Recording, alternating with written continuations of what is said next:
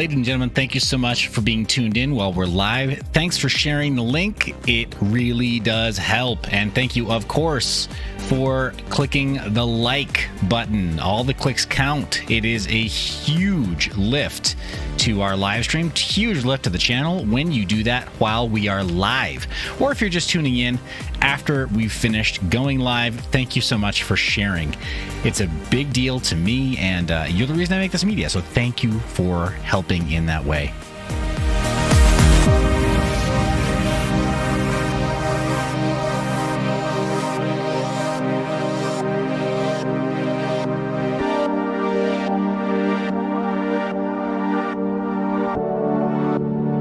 And welcome back to the channel. My name is Seth. You're watching Mind Your Biz, and today we're going over quite a bit. I didn't actually line up all the articles with their names here to my side, but this is kind of the guide for what we're going to talk about in, painting a picture with broad strokes today. Capitulation, regulation, abuse, and pushback. It's kind of a theme actually right now within cryptocurrencies and the broader blockchain ecosystem. Bitcoin and its rightful place as a store of value within the cryptocurrency ecosystem and cryptocurrency market cap is not, I wouldn't say it's in question, but there are regulators who are trying to figure out exactly what to do.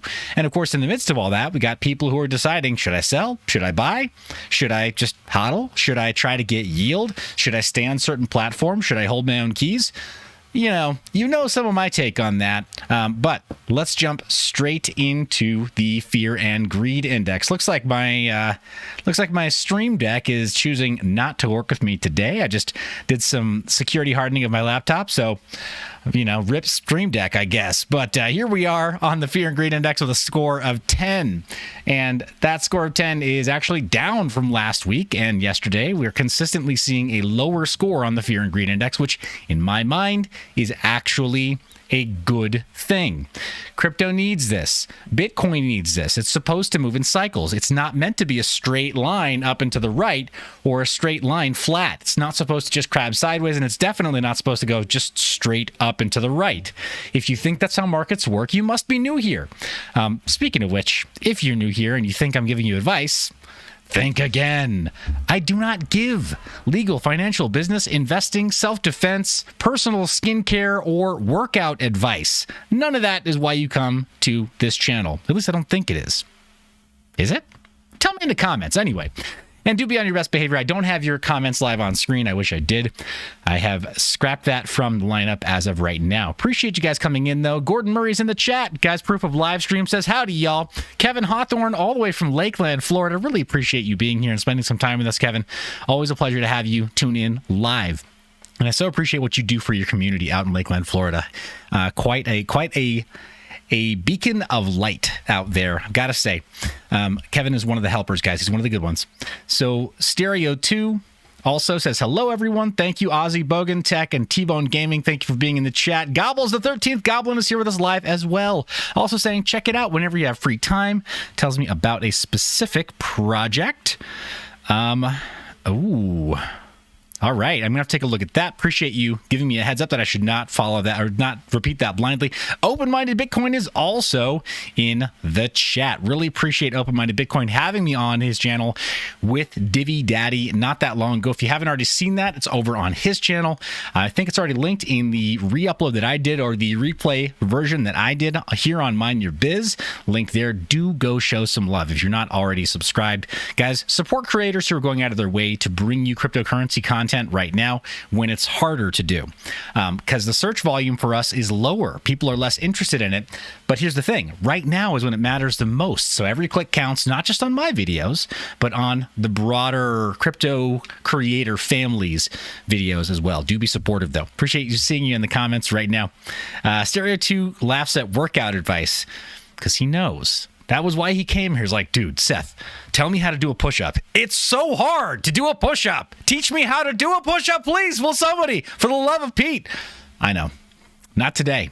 Sorry to dash your hopes and dreams, but got to go somewhere else for that. Fear and Greed Index score of 10. That's just a symptom, though. It doesn't tell us the underlying root cause, right? It just kind of shows us people are feeling fearful, or maybe that they're feeling greedy, and then we have to figure out exactly why. And I apologize, guys. I think I flipped real-time, real-time dark mode back off on my browser here. We're going to do a couple things, by the way. Little preview also. We are going to be installing a search engine, and I mentioned for a while I really wanted to go with a different instance of search, SEARX, and I'm going to show you how to do that in today's live stream. We're doing a bunch of stuff live during the live stream. Why? Because this is the amount of time I have this week to actually do it. I've been interviewing over on BitBoy Crypto's channel, or doing live appearances on BitBoy Crypto. I've been doing live appearances, well, pre-recorded appearances on a different channel, which you will not see until it's live. I'll go ahead and do some snippets from that channel and re-upload it here, but I'm really, really excited. And then I will be in Austin, Texas for a time on stage for 2 different major trade shows, Decentral in Austin and then also Consensus in Austin. If you're thinking about going to Decentral and you're on the fence, you're not sure, and you're interested in getting 30% off, I've got a link for that. I've got a code for that down in the description of this video. I would love to see you there. I've actually got a spare VIP ticket to a couple of Industry Mixer events. So if you are there, if you're going and you're like, hey, you know what, Seth, we should chop it up while we're in Austin. I want to meet this guy. Let's go out to dinner or something. I would love to see that happen. That's just me. I'm a much more open person that way, and I want to communicate with this community, right? I want to spend time with this community in person while we still have some kind of live events going. We spent a full year and a half based on all kinds of crazy restrictions for in-person meetings, not being able to do stuff like this. So now that we have trade shows going again, I'd love to meet you. I'd love to actually see you face to face. I'd love to just chat about your situation, and love to hang in Austin, Texas, because it's a fun town. Even when there's not a trade show, it's a pretty fun town. So let me know if you're going. Hit me up on Twitter, at me on, wherever. My DMs are open, guys. I've got I've got a pretty good BS detector, a pretty good, spam and bot detector. So I'll know if it's you or if it's somebody else. Just go ahead and hit me up. Let me know that you're going to be in town. If you decide to be there, there could be a VIP +1 tag with your name on it. I've got some other people who are meeting up with me in Austin who are asking for stuff like that, but I'm pretty sure I have a spare. Just let me know. All right, guys. So moving back into today's content, we've got so much to do, so much to cover, and I'm excited to do this finally live with you. But my take on it. Part of it is the tail wagging the dog. Price action tends to make people feel a certain way, and then the way people feel starts to affect price action. It's kind of it can be a downward spiral. It can be an upward staircase, right? Spiral staircase up, and it tends to move up a little more slowly. Then when it goes down, it tends to go down a little faster. This is the one-day chart over on TradingView, and I'm using just the free tools. As you know, I'm not using anything fancy here, nothing particularly crazy, but I'm just seeing that we're still within the chopstick range, guys. I've not had to change the chopsticks in weeks. What's going on here? How is that even possible? Well, it is. And here we are performing back in that range. Now, does that mean that we have to see some kind of price action, some kind of break to the downside to be able to stay in that little downward channel? Yeah, it does. That's what it would mean. It would mean that we have to, at some point in the next week or so, possibly when I'm at a large trade show, wink, wink, it always seems to break down when we're at large trade shows. Without fail, it always breaks down when we all go to the big trade shows. So I'm not I'm not trying to predict the future or anything, but we've seen crazier things happen. And it tends to be when people are feeling euphoric and out partying that Bitcoin just decides you know what? I really feel like losing 10% of my value today. It can be relied on to kill the buzz, right? It can be relied on to kill the party. That's just kind of what Bitcoin does every now and then. So, yeah. Here we are looking at the chart. We would need to see something start to happen, break to the downside in the next few days. If the chopstick indicator is to be believed, guys, don't go don't go trading with leverage based on this chart that you see right here on Mine Your Biz. But I do think that we are actually genuinely in for a much more rough time into the future. I don't know exactly when, but I still do believe we can see this massive green range here all the way down. Instead of this downward channel from the chopsticks, this huge green range here, I think that we're in for anything as low as 12.5 to 14K. Maybe we only wick down there, but that's still my prediction, guys, that we're going to see a lot more pain in Bitcoin. We're going to see a lot more blood in the streets before things get, massively better or massively recovered. We had some people, shout out to Crypto Wendio, who's an actual technical analyst. She actually does have charts with proper, with proper targets and an actual strategy for risk mitigation and for taking profit and such, because that's kind of what she does primarily, is charting. But, I've gotten some friendly pushback from her on TikTok and other platforms saying, well, Bitcoin didn't drop downward, did it? But, here we are back on that crabbing motion here, and we could dip back down. And I do believe that in the long term, we will. That's my take on it. You tell me what you think about Bitcoin. End of year predictions. We're on the downslope now, right? We're into June. Let's see. We're not quite through June. So we're not quite all the way into Q3 yet, but it's not far, right? It's not too distant from now that we'll be into Q3 and then sliding down the downhill of the year 2022. So you tell me, what do you think it's going to do in the next 7 months? Next, 6+ months? Stereo 2 in the chat says, Austin was planned and then life happened. Next time, I guess. Bummer. Sorry to hear that, guys. Anybody else, again, if you are going to be in town, let me know. I want to hit up some of the water features. I'm talking to some of the other people in the creation space, content creation space for cryptocurrencies and blockchain, commentary like what I do here about potentially doing kind of a field day. It's going to be in the triple digits in terms of heat when we go to Austin. I think the hottest day while we're in town is like 106 degrees. It's going to be crazy. So we're either going to want to be like very much indoors next to air conditioning, or we're going to want to be very much outdoors having fun, right? No in-betweens. We can't just stand around and do nothing because we're going to friggin' melt. We're going to just absolutely turn into little puddles of goo on the sidewalk. So we got to do something. So why not make it something fun, right? We'll see. Anyway, if you're in town, let me know because I think you should come with. All right, guys, and that's me being very vague on purpose, right? So, you're on notice. Maybe you'll get in, maybe you'll have fun. You got to be cool, though, right? Don't act weird. So, that's our chart, though. And yeah, I think that ranges. I think it's still solid, guys. Green still means go.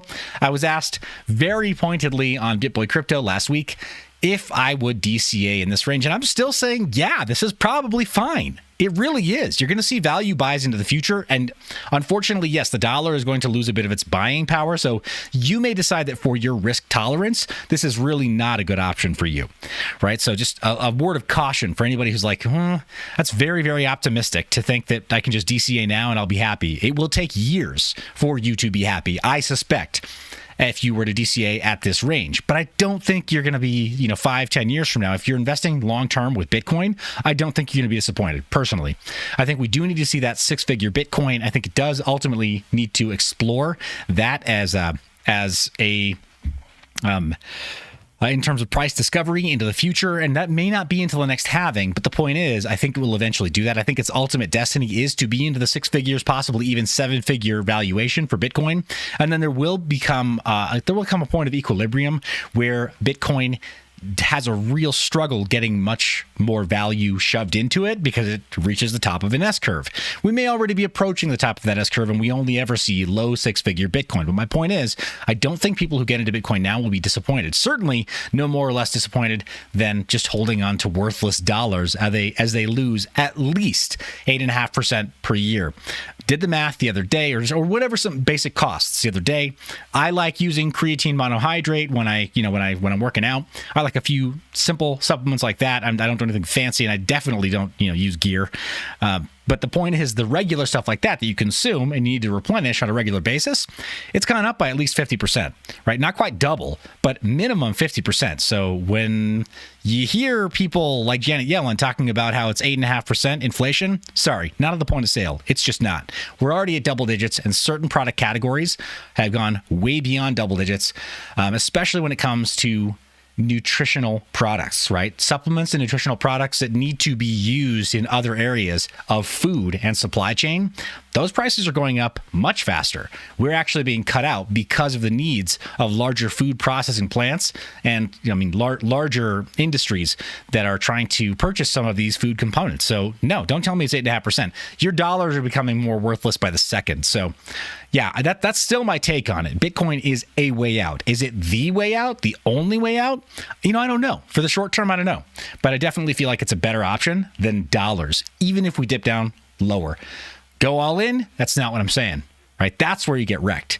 Get a little bit too impassioned and go all in one way or another. Now, make a plan and then have your own risk appetite profiled very, very carefully. That's something only you can do with yourself. By yourself, looking in the mirror, very, very honestly. If you have a life partner, obviously, you might want to get them involved too. All right, guys, what to mine? We're going to do things a little bit differently today. Go what to mine and start with an NVIDIA 3090. Why would I go with a 3090? Well, right now, the reason I want to talk to you about Bitcoin or cryptocurrency mining profitability, GPU mining profitability, and the reason I want to start with the top of the line is because prices have finally start to fall back in line. And we're at a pretty magical inflection point where the prices of equipment are very, very low. Now, I'm still saying you should not go out and buy new equipment. But if you were to get it, why would you get anything less than the top of the line now with prices being so low? Like, why would you do that? That's where I think it would be a mistake to try to buy out capitulated miners for all of their bottom of the line gear. We're entering the territory now where it only makes sense to buy top of the line and to make a penny squeal, to really negotiate with extreme prejudice, right? Like, don't give an inch. Negotiate as though you're in an FBI hostage situation. Like, you really go for everything you need because your future profits are on the line. It's probably not your life, hopefully. I mean, really, if you think that this is your life you're bargaining for, then seriously, get help. But you are bargaining for future profits, so treat it seriously is what I'm saying. So 3090 is what I've got loaded up here. 14 cents per kilowatt hour, 7 days, any volume. I'm not even worried about whether or not there's any kind of trading volume available on these coins. And it's nice hash. Nice hash all day, unfortunately. Then Ethereum, Zero, Ergo, Conflux, and then a few others as you see as well. It starts to completely lose profit, be totally and completely unprofitable to mine once you get past right about there. Ubik. Even Metaverse is actually profitable to the tune of 1 cent per day, and BitTube Cash, projects that are basically all but dead right now. 0.01 Bitcoin in trading volume every 24 hours over on TradeOgre. Like, no one is trading this stuff, hardly at all. There's just not much going on. Synovate, Etho, Ion, you see all the names here to the side, guys.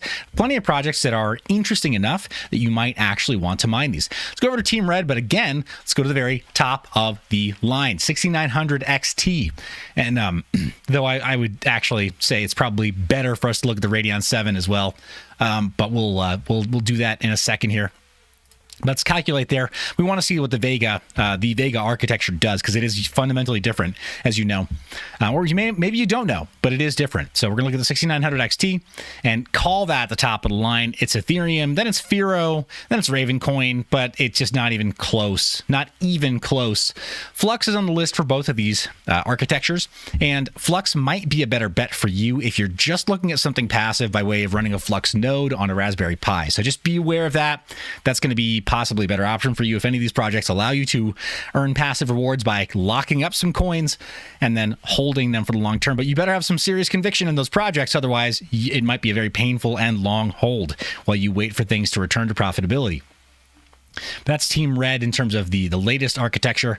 Radeon 7, you might actually be able to find some of these at a pretty good deal. It's possibly the time for you to find capitulated miners in this area, right? So Radeon 7, also doing Ethereum a bit more profitably, Ethereum Classic. Ergo, very different situation over here because you have that high bandwidth memory, right? HBM2 memory on board with the very high bandwidth for the memory controller, right? So very high memory bus, right? High bandwidth memory bus. So Ergo looking okay, but everything else is kind of like meh.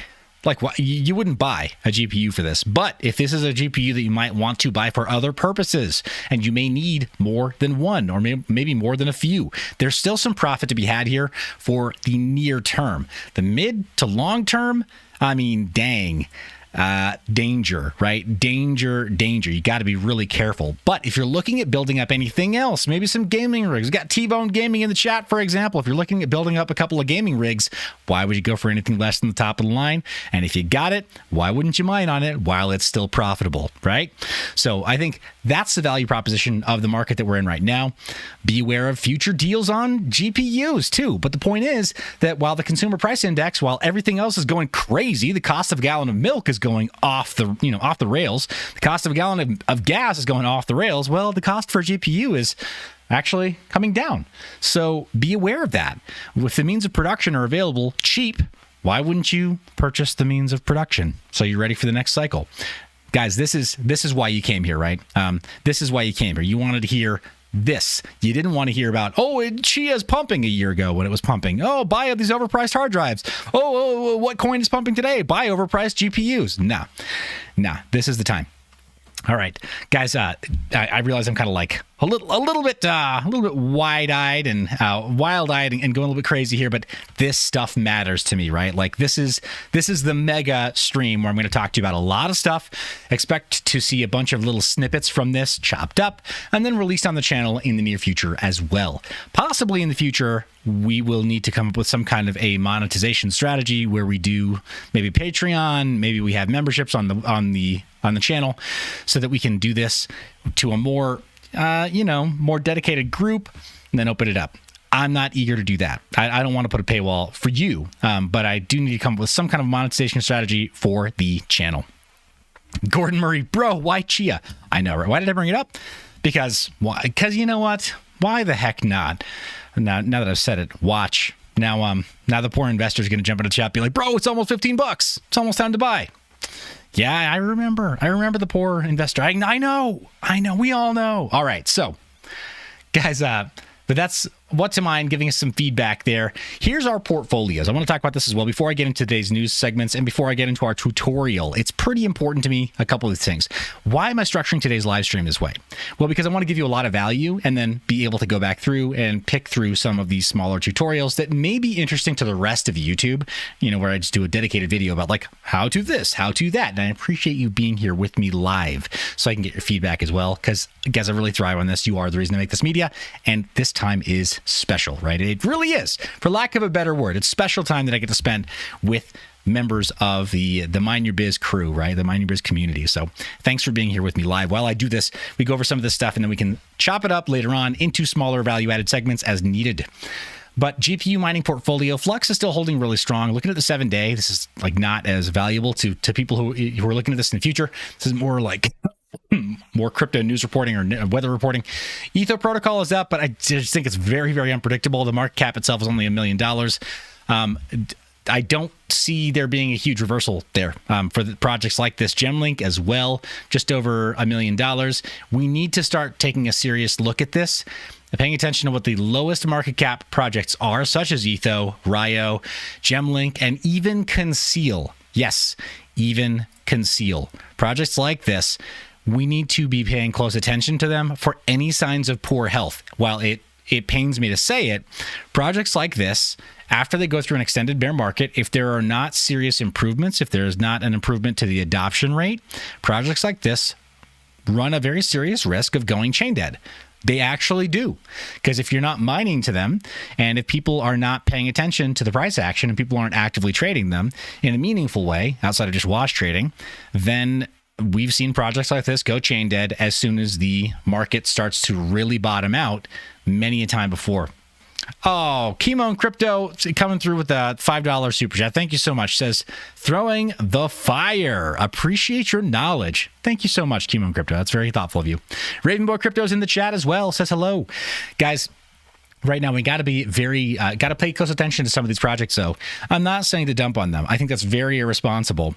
But do be aware of your position with any of these projects, and then try to pay close attention if you are heavily invested in these projects, whatever. And that for you, that may mean a few $1,000s, or it may mean that you mined some of these coins a year ago, or last month or something when it was most profitable to mine these coins.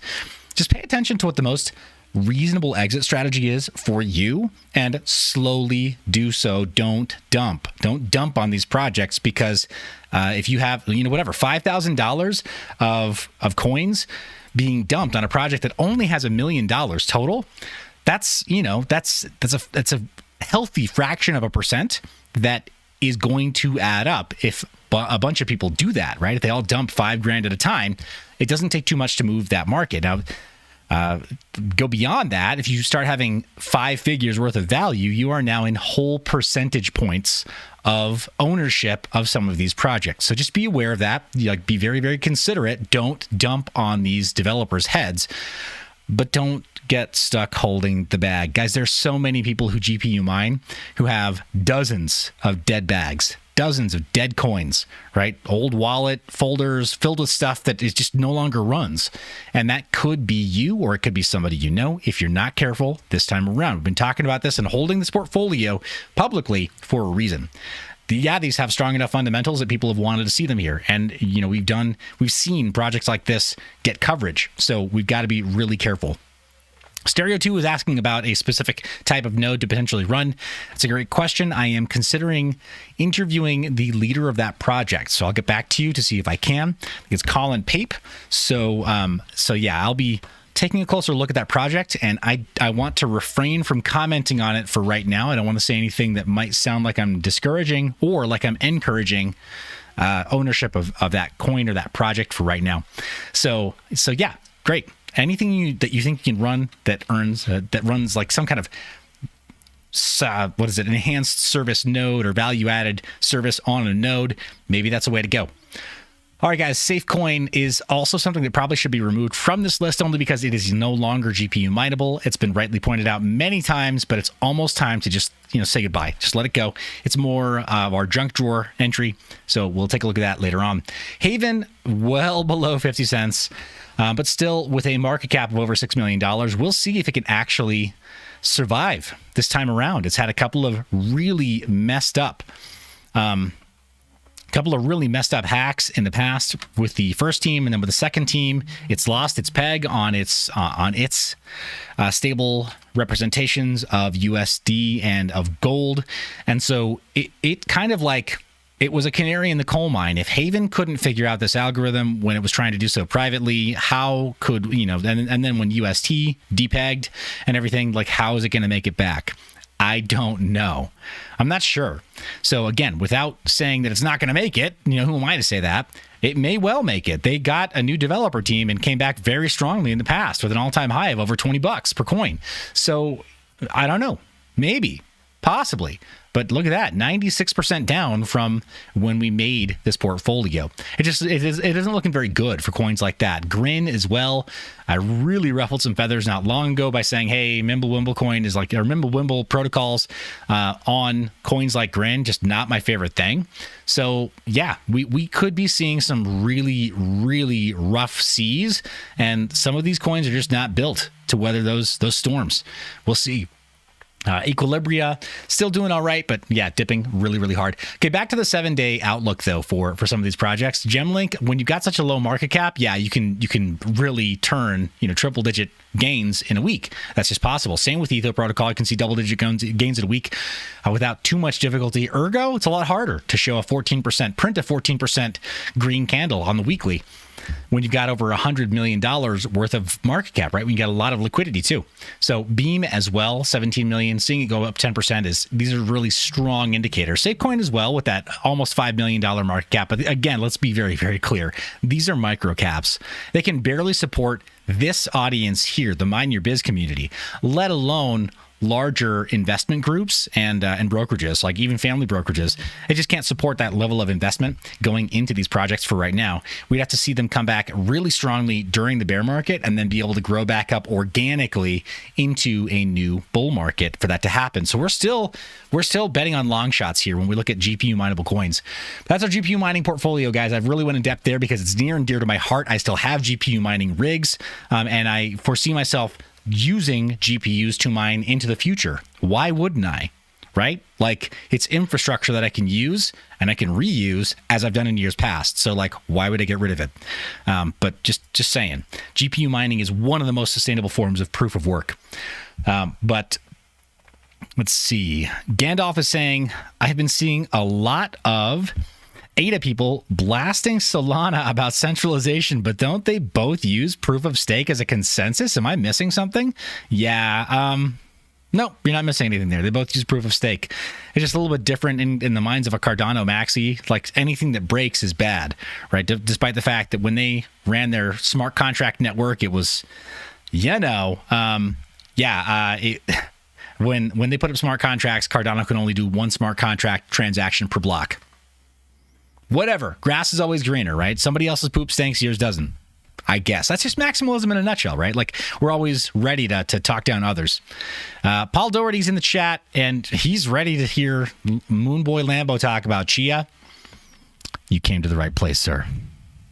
You came to the right place. All right, guys, back in our hard drive mining portfolio. They had us in the first half, not going to lie. There it is. You guys see it. 7-day, looking bloody, looking like a mess. Chia down 95%, almost 96% from the time that we added this into the portfolio, but still with a market cap of over 9 figures, guys, or a healthy 9 figures, rather. So not looking too shabby right there. Is it going to survive? Yeah, of course it's going to survive. Is the poor investor right that we might see $15 at its lowest point? Maybe we will. And if we do, I promised him that I would ape in with him into some Chia if it hits $15. So I've got to make good on that promise in the future. Holding some dry powder, so we can do that. Now, how much? I will buy one whole Chia if it is $15. I can promise you that. I will definitely buy one whole Chia coin. I can be a whole coiner. But does that mean anything to a Chia Maxi? I don't know. I don't know if it matters. Once it did, but not now. Anyway, storage looking up over the last week. But, overall, what does that really mean? I don't know that it really matters all that much. We're still not seeing a return to its price from before, though it's not as messed up as a lot of other coins that we've had in the portfolio for that long duration. So maybe things are going to turn around. Signum also down pretty bad. Filecoin. Filecoin is one of those really strong fundamental projects that feeds into IPFS, and I don't think we're ever going to see it fail either. But what the price action looks like moving forward, and how that is meaningful from a governance standpoint and from a utility standpoint, I don't know enough about Filecoin to be able to safely say with their transaction fee system and the governance plus utility aspect of their token, we should definitely expect to see a turnaround in this way or in that way. Like, we've seen that added utility placed in some other tokens for other smart contract networks and other highly useful projects where it didn't seem to matter because there was instability. We were just talking about Solana a second ago. So with Filecoin, it seems like it's the safe one, right? Because it's got over $1 billion of market cap right now. But does that mean it's going to be the most profitable one? No, probably not, right? Like, we've seen that before, where the safe one is definitely not the most profitable. It's a bit like Bitcoin, right? It's becoming de-risked by way of hard drive mineable coins and by way of storage options, but that doesn't mean you're going to get serious gains, mad gains next time we run up. But Chia, even the worst on the weekly chart. So just wanted to demonstrate that clearly. I'm sorry, Paul. I tried to make it good news, but the markets and the facts saw fit to tell us otherwise. I'll do better. CPU mineable coins. Epic Cash. Still way up. That chart looking hella manipulated. Guys, I can't even sugarcoat that. Doesn't that look weird? It's like Bart Simpson. Bart Simpson up. Bart Simpson down. Bart Simpson again. Like, what the heck? What are those crabbing ranges all about? It's like somebody had some trading bots that just went into some wash trading bots that just went crazy. And they're like, oh, must not show manipulation. Step down. Must not show manipulation. Hold on. There's my little mouse. Must not show. Boom, down. Boom, up. Watching a lot of George Carlin lately. So sorry if I do all the sound effects. It's a Carlin thing, right? Like, he's always late nights. Too many late nights. Raptorium, second place, still showing profit over the time we made that entry. But as I said, when it was in the highest profit, it was a really good time to take profits back then and then possibly value average out. Keep yourself a little moon bag. If you didn't do that, I feel bad for you, son. I got 99 cryptos, but none of them is underwater. Boy. That was my unintentionally bad poetry. All right.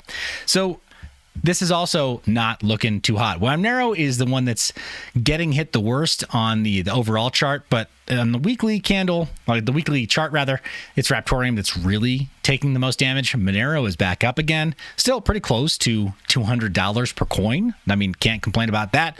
Also healthy market cap with over $3.5 billion, and Monero is the privacy coin that does what it says it's gonna do, kind of, with no frills.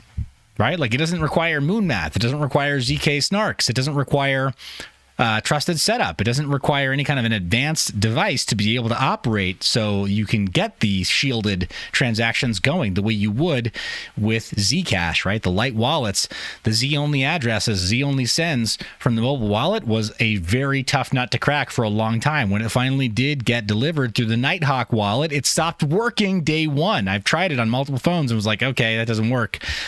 So yeah, there's a bunch of stuff that is really hard to do with other privacy coins. Monero does it effortlessly. Like, oh, you want privacy? Just make a transaction.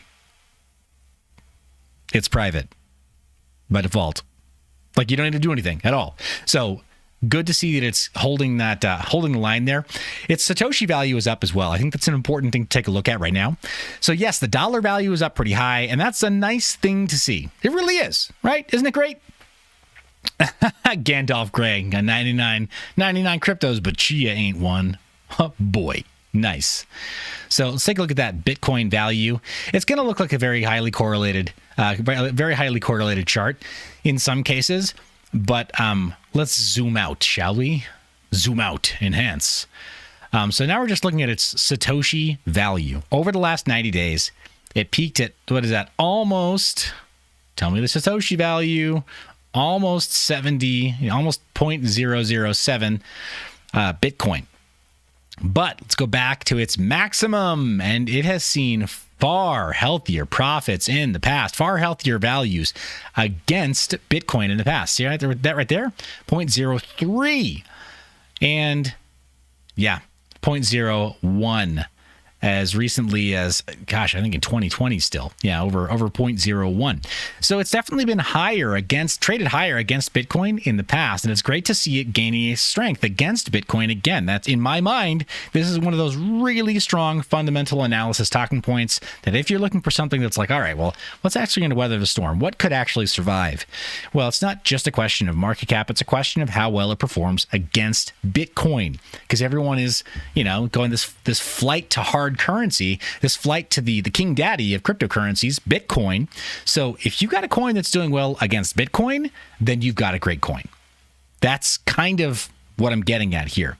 Now, will there be projects that launch during the down market and appear to have tremendous price action against Bitcoin? Oh, yes. Will that be intentional? Oh, yes.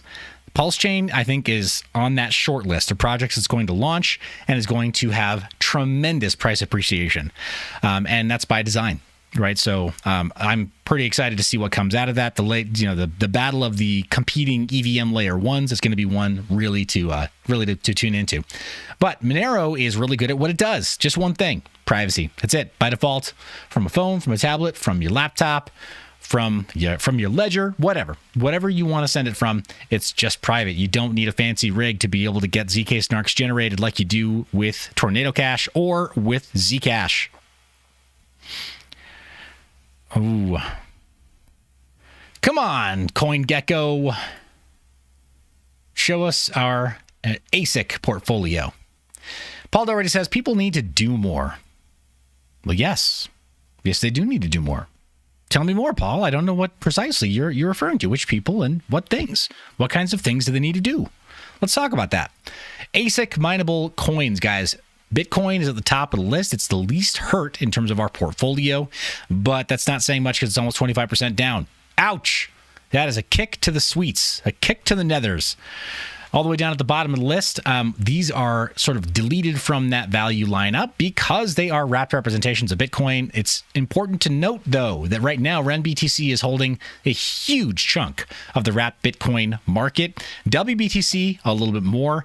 I think I struck it from here because I wanted this to be a little bit more decentralized, but WBTC really holds a lot of value on Ethereum and on other smart chain networks like Polygon and Avalanche. So something to be aware of. There's a lot of Bitcoin on EVM wrapped chains, and it kind of rivals Lightning networks still to this day.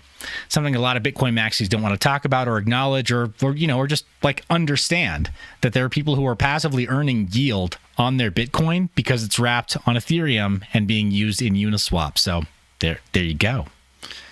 There you go. Oh, people need to do more thumbs up. Oh my gosh, you actually, thank you so much, Paul. I appreciate that. I agree. That's great advice. That's the advice for this channel, for this show, guys. Hit the thumbs up. All right, so Bytecoin, bottom of the list, kind of where it belongs. You've heard me say it before. This is not a strong fundamental project. I would shed 0 tears if Bytecoin just disappeared, right? Like it just doesn't, I don't know that it actually deserves to hang on much longer. Pirate Chain also going pretty low. 84% down, way under $1. Still, market cap is very, very healthy. So the team at Pirate Chain is going to continue developing. Now, I don't want to say anything untoward about Pirate Chain. Very, very supportive, very vocal community. So I hope they're able to continue developing Pirate Chain. Built on the Komodo stack, right? And then used the DPoW, right? From the Komodo stack. Pretty innovative stuff. It's pretty cool. But it still needs to run a little more optimized for mobile, as I understand it. And there's quite a bit of stuff that they need to overcome by way of adoption. That's always the biggest thing. Is that if you can see Pirate Chain adopted by as many vendors as Monero currently supports, then that's a step in the right direction. So hopefully we can see that for them, but very, very low price right now on those as well. Let's see. Rial says, wonder if we watch this stream a year from now, if 2% of the coins he spoke out loud will even exist anymore. That's the right question. That's the question we've been asking this whole stream so far. So I appreciate you saying that. That's the thing. Like, that's why we're going over this portfolio, and that's why I've been so public about this portfolio, is because we need to ask that question of, 98% of the coins, if they will survive, because a lot of them won't. But this list here, some of them have come up in bad conditions before. Dogecoin, it never had such a high market value before, such a high market cap before. I mean, to be so far above Bitcoin Cash in its market cap, that would have thought you would have thought that was impossible just a few years ago. So here we are, with things kind of reversing.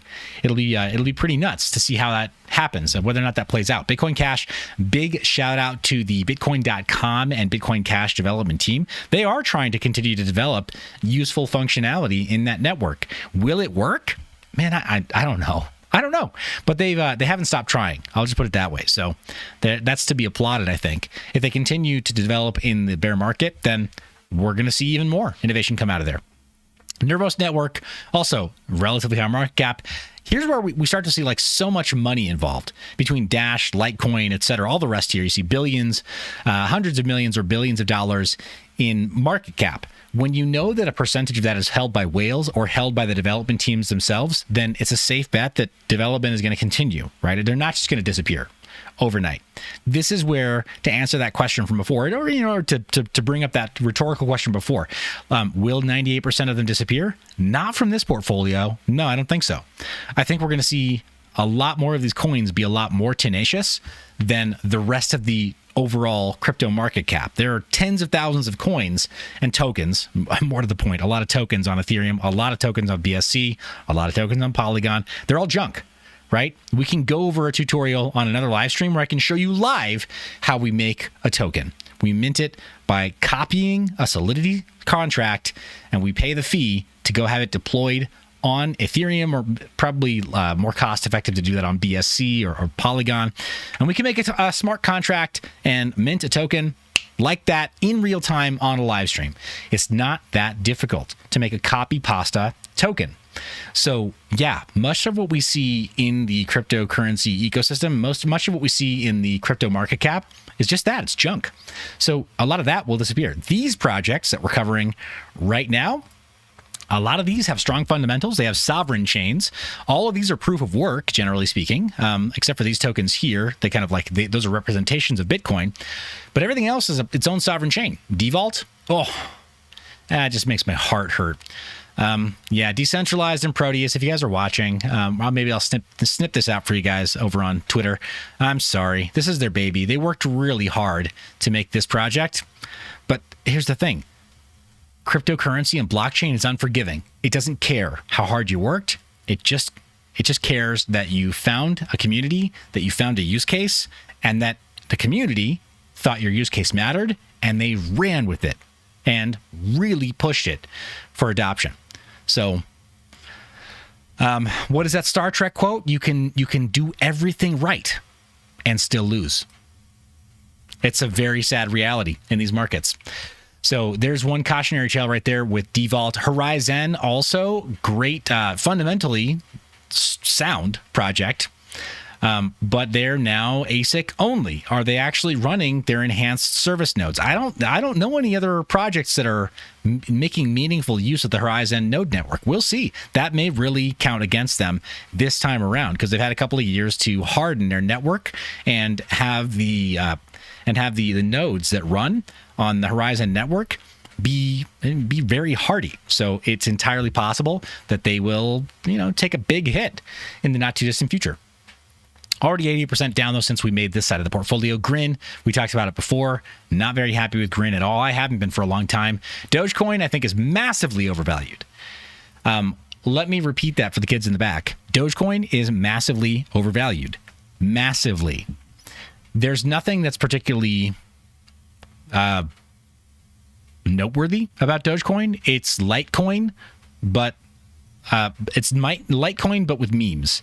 And not even as robust as Litecoin because it doesn't even have the MWeb, right? So Litecoin has at least tried to add privacy where Dogecoin hasn't done that. They would have to pull that from Litecoin, implement it into Dogecoin, and then all of a sudden it gets utility. Or you'd have to see like the project that I highlighted, I mentioned not that long ago. You'd have to see some project like Doge Chain come along and create an EVM network that leverages Doge to then add utility, and then you'd have to get people adopting it, right? Like it's one thing to say like, oh yeah, we're going to make a chain that uses your meme coin as a utility coin. Well, cool.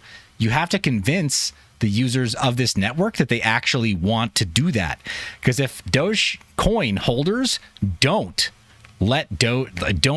aren't willing to put their Doge where their mouth is, right, and put it over onto like a wrapped network like Doge Chain, then the adoption doesn't go where you need it to go.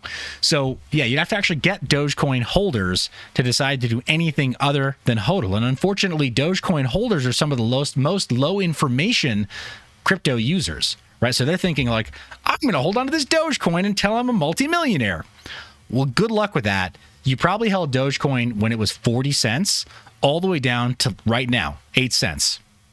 How's that working out for you, Diamond Hands? You like Dogecoin now? Because I don't think you do, and I don't think you're going to like it as things start to get really rough in the markets. We haven't seen full capitulation yet, right? That word right up at the top, we haven't seen it yet.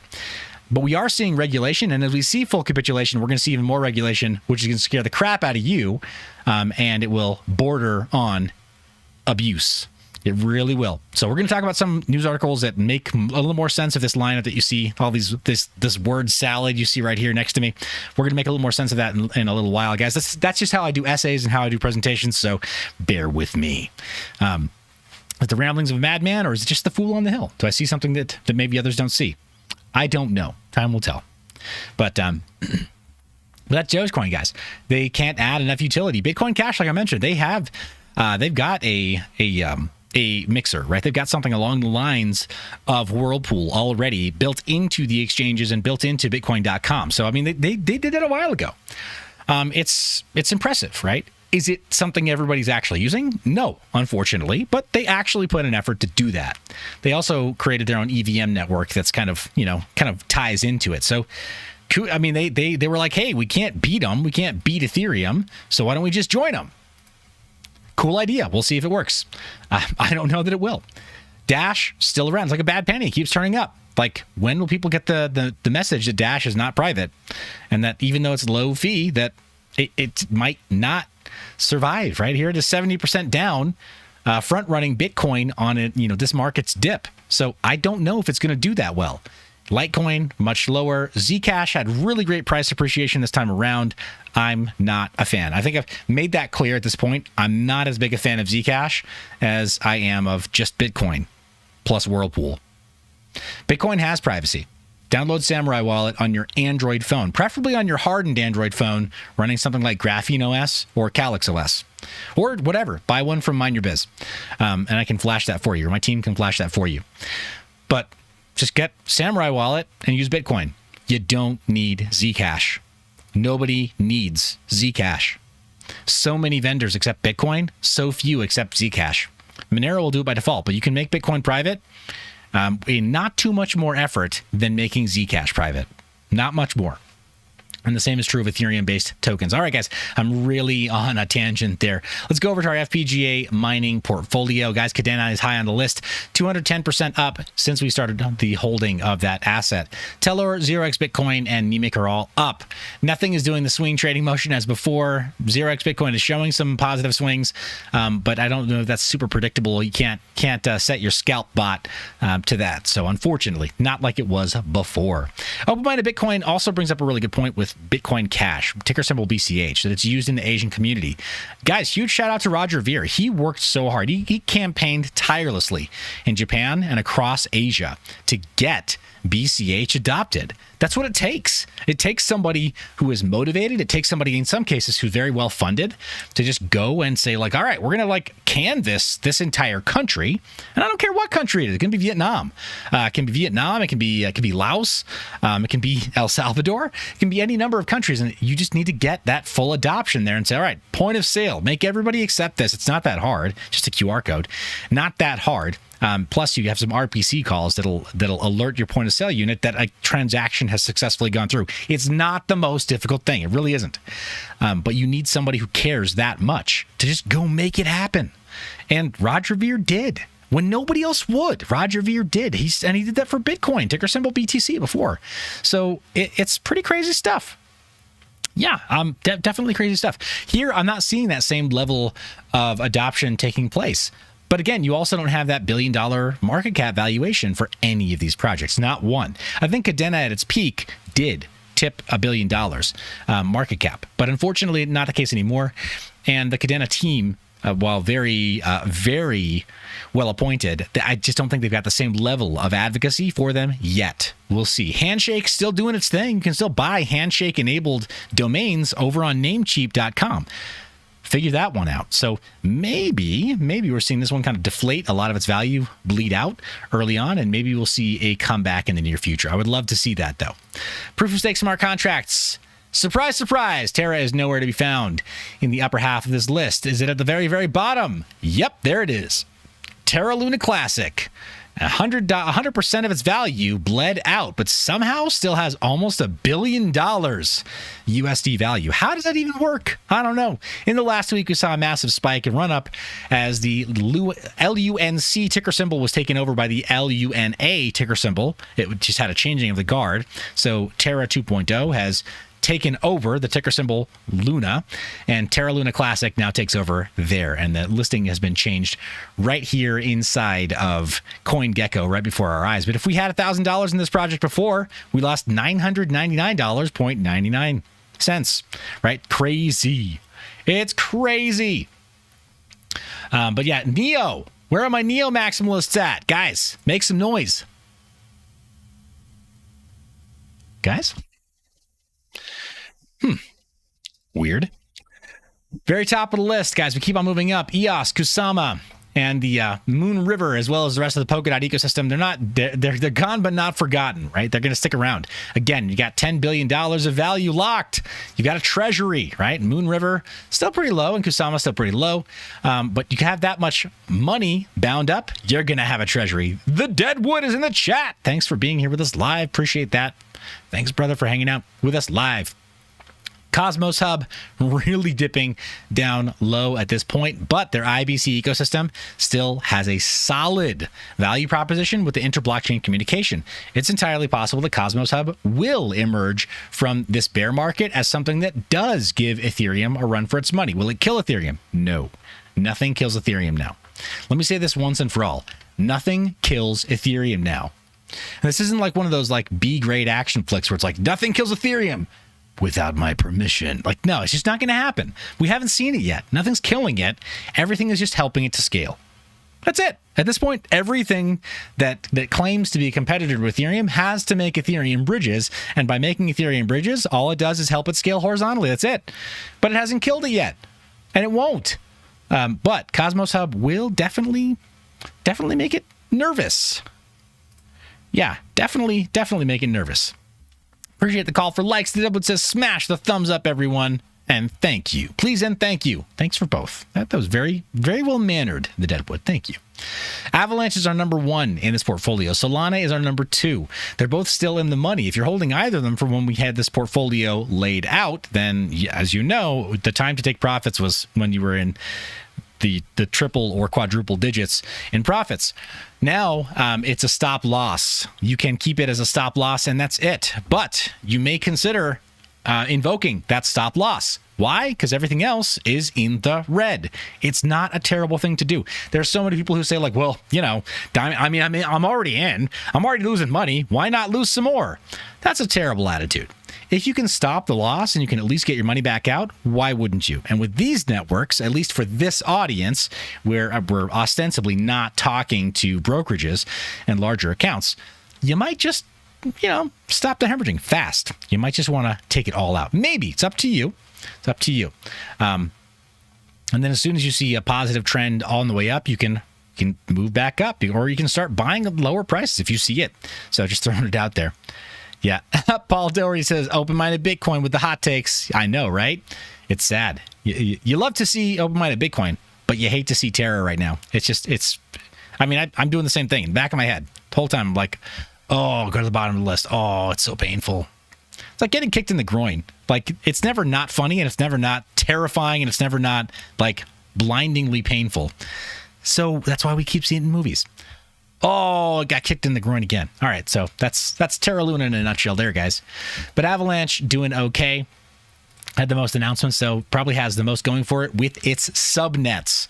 And we need to do a dedicated episode just on that. Maybe we will at some point on the other channel. And I think it's fair to say we're ready to launch, guys. On the other channel, it's called Get Some Crypto. And you should be able to see a link to it in the description of this video after we are done live streaming. But Get Some Crypto, whiteboard explainers, and we've started with Pulse Chain. Ask me why in the comments. If you're curious. If you're not, really, it doesn't matter. But we started with Pulse Chain because there's more curiosity about it and because it's interesting. It's an interesting project. So wanted to start there. But yeah, it's a whiteboard crypto channel where we're going to be doing a bit more educational content over time. So look for more coming out there. But the junk drawer, guys, Everrise still massively in the money. Saitama Inu still massively in the money. Floki Inu still massively in the money. Luffy in the money. Dojo on Mars all the way down the line until we get to Hex. Hex is the least that's in the money, even at 5 cents because of the time that we put that into the portfolio. Everdome, in the money. GMT, Shiba Inu, all this stuff, it's still in the money. It's crazy to see, but if you bought early enough, I'm very happy with these projects. Some of the worst trading projects in this portfolio right now.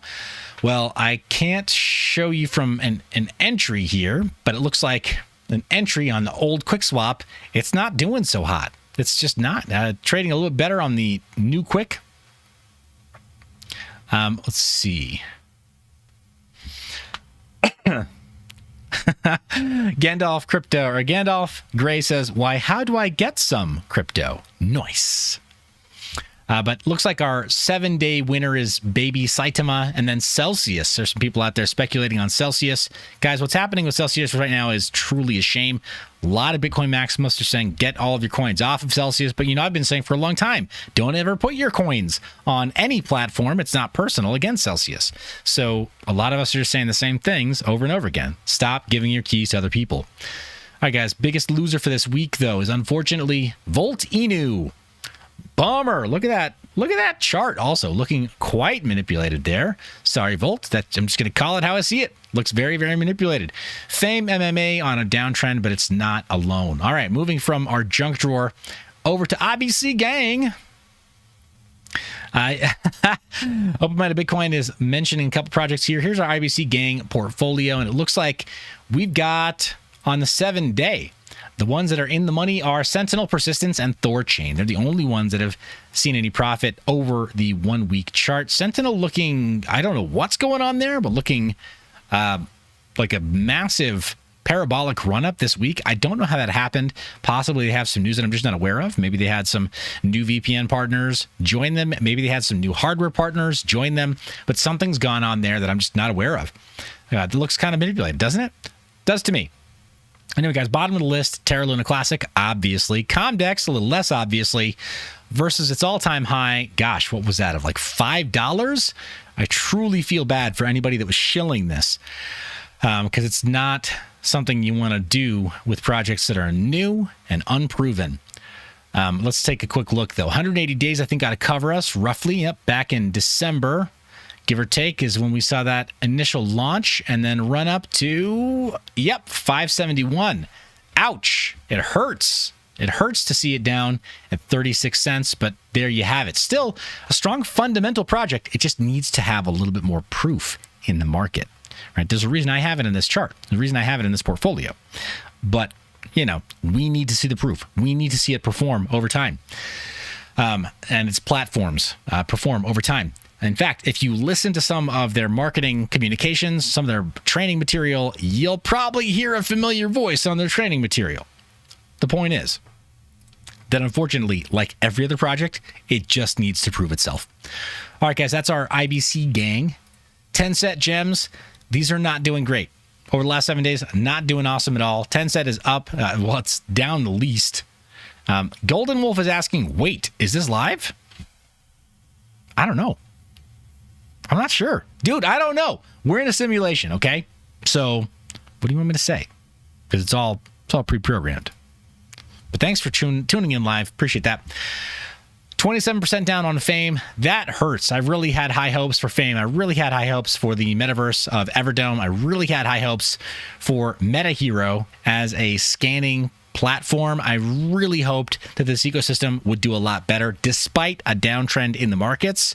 And guys, that was my genuine thought on the matter, was that if there was anything that had enough social relevance that it could potentially do well, that this ecosystem would have social relevance. So I apologize if anybody in the audience saw these projects on my channel and thought like, oh, I'm like a Super Bowl now, and went ahead and put their necks out and risked anything. That's not what I intended. And I do talk about that, guys. Risk management and not offering anything more than you're willing to lose. I know it sounds like what is it? A trope at this point, but it's not, right? Like, you do have to practice careful risk management.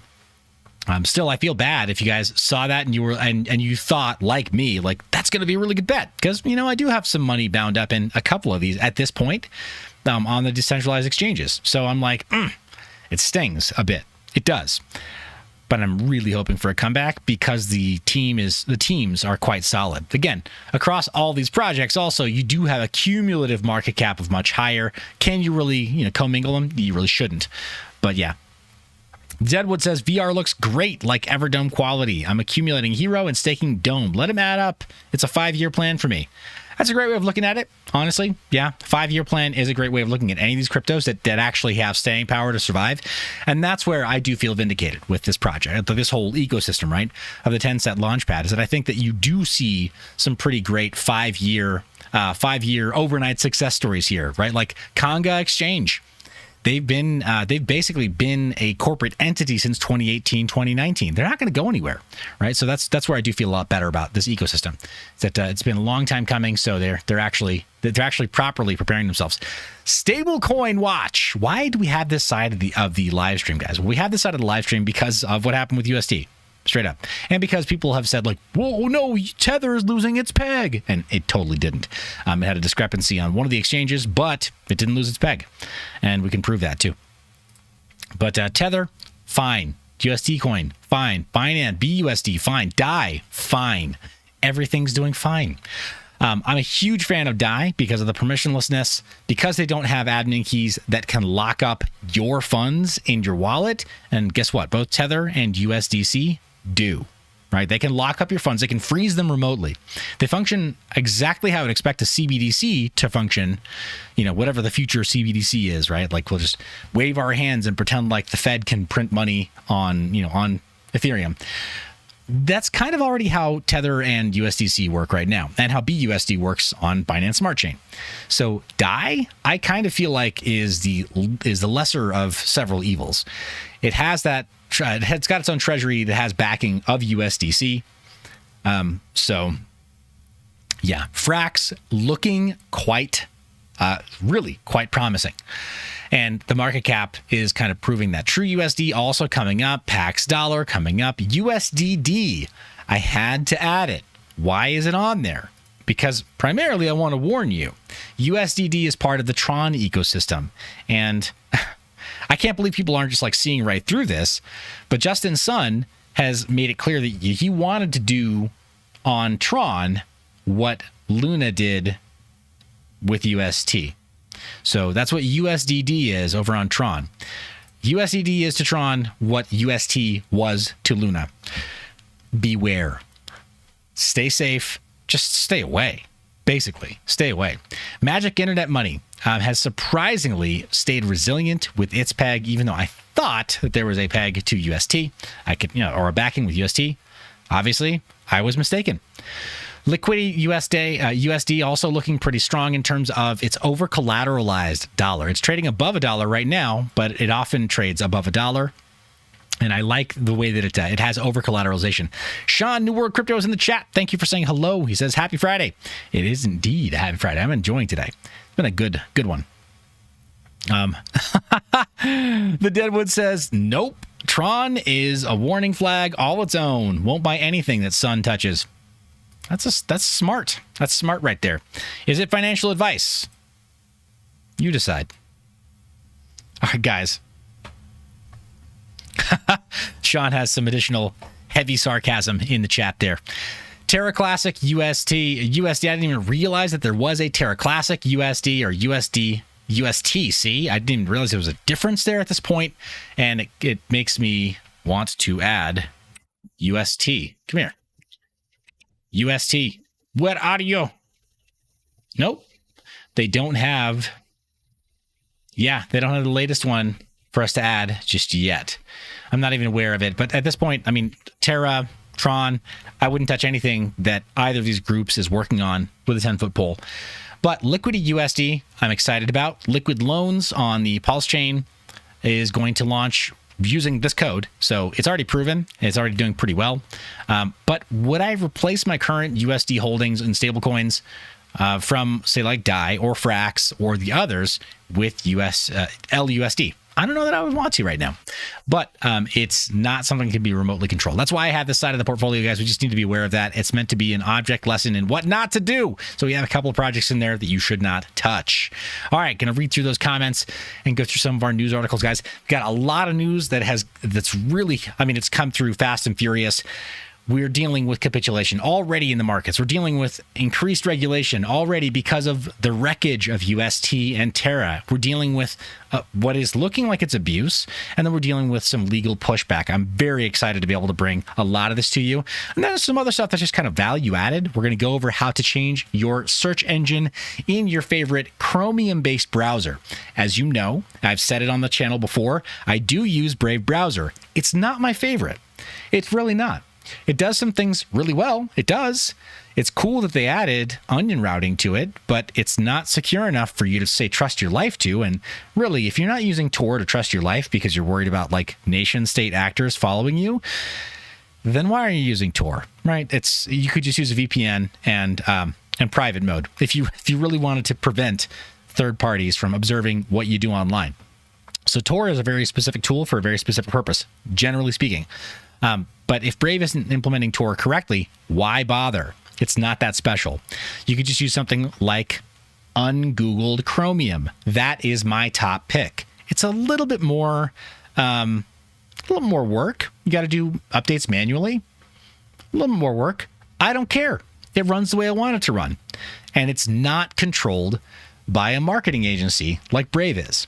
It's also not paired with a useless token like BAT. Basic Attention Token is useless. It only exists to enrich them.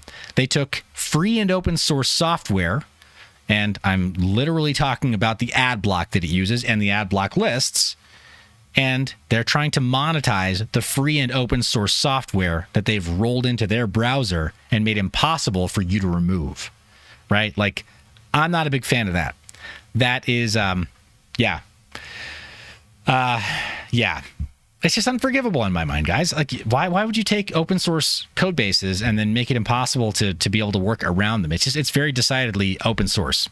So not a big fan of that at all.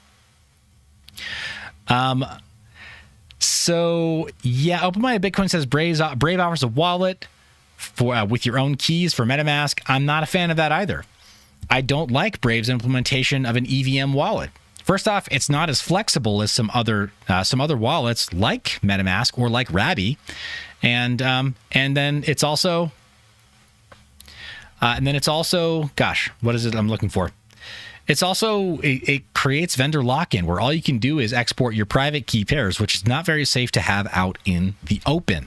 So is that being stored in plain text anywhere inside of the system files on your computer? It's entirely possible that it is.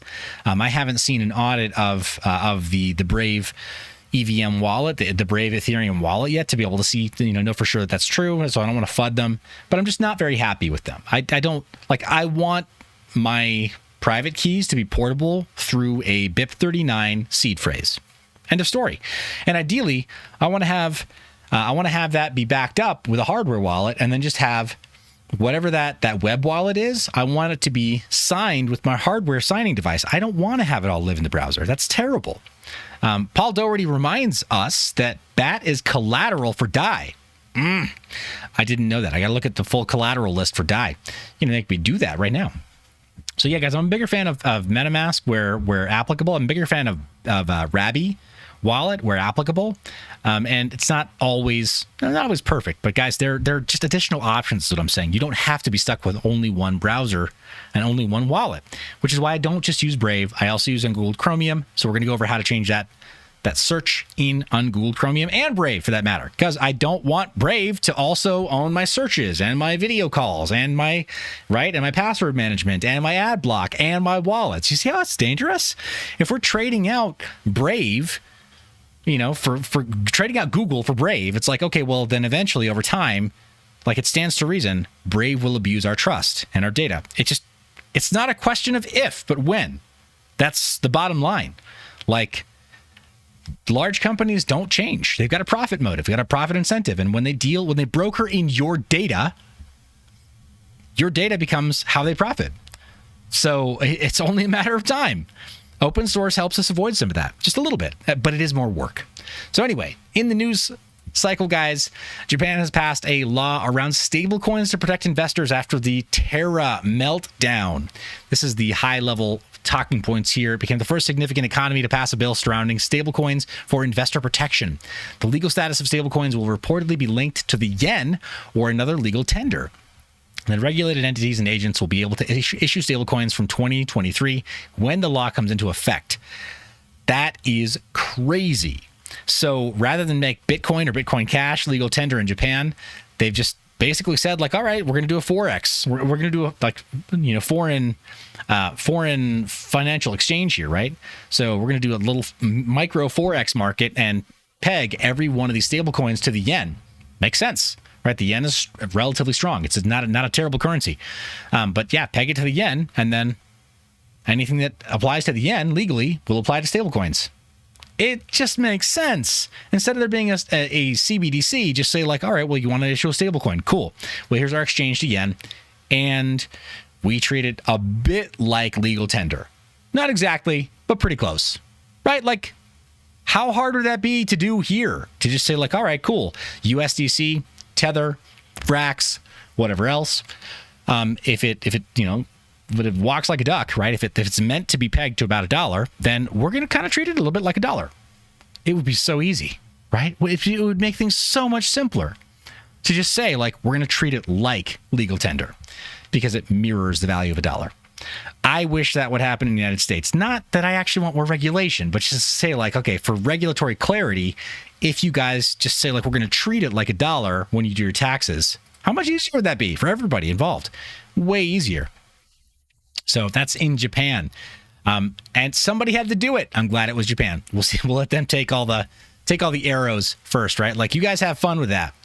Hey, what the? Why can't I exit out of this? What's wrong with you? Yeah, there you go. That's how I dealt with that. All right, so Animoca Brands has acquired a gaming firm, Notre Game, which is kind of weird because I guess Notre Game?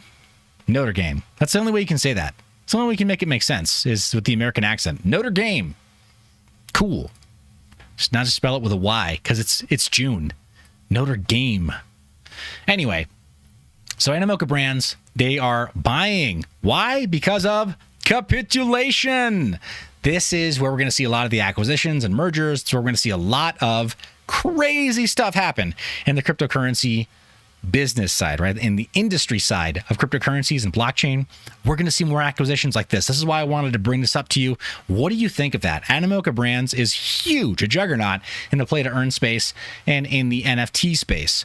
What do you think it's going to do to the industry if Animoca Brands basically gobbles up everything like a hungry hippo, right? Like gobbles up all these little brands. What's going to happen next bull run? Let's think 18 months. Let's think almost 3 years from now. What are some of these acquisitions going to do to the play to earn space? Will it be better or will it be worse? Or will it be a bit like mobile gaming or a bit like, say, AAA title publishing, where there's only so many publishers of video games, and we know all of them, but only so many publishers of video games, and then they try to kind of help get more engaging titles out into the market. Good? Bad? Indifferent? You tell me. Paul Doherty in the chat jumps back to the Brave private key, says it's probably securely base 64 encoded. Oh my gosh. Base 64 encoding is not secure at all. As you know, as you and I both know, base 64 is not secure at all. It applies zero encryption. It could still be plain text. And if it's base 64, that's just business as usual. So anyway, makes me sad. Animoca Brands, that's top of the list there, guys, because of the mergers and acquisitions moving forward. CBDCs will kill cryptocurrencies, says Reserve Bank of India Deputy Governor. I don't know that I agree with that. I think that the news coming out of Japan is proving just the opposite. And I think I trust the regulators of Japan more than I trust the regulators of the Reserve Bank of India. You tell me what you think. I don't know. I could be way off here. But I think I've seen Japan be a lot more profitable and a lot more prosperous than India has ever been and is likely to ever be.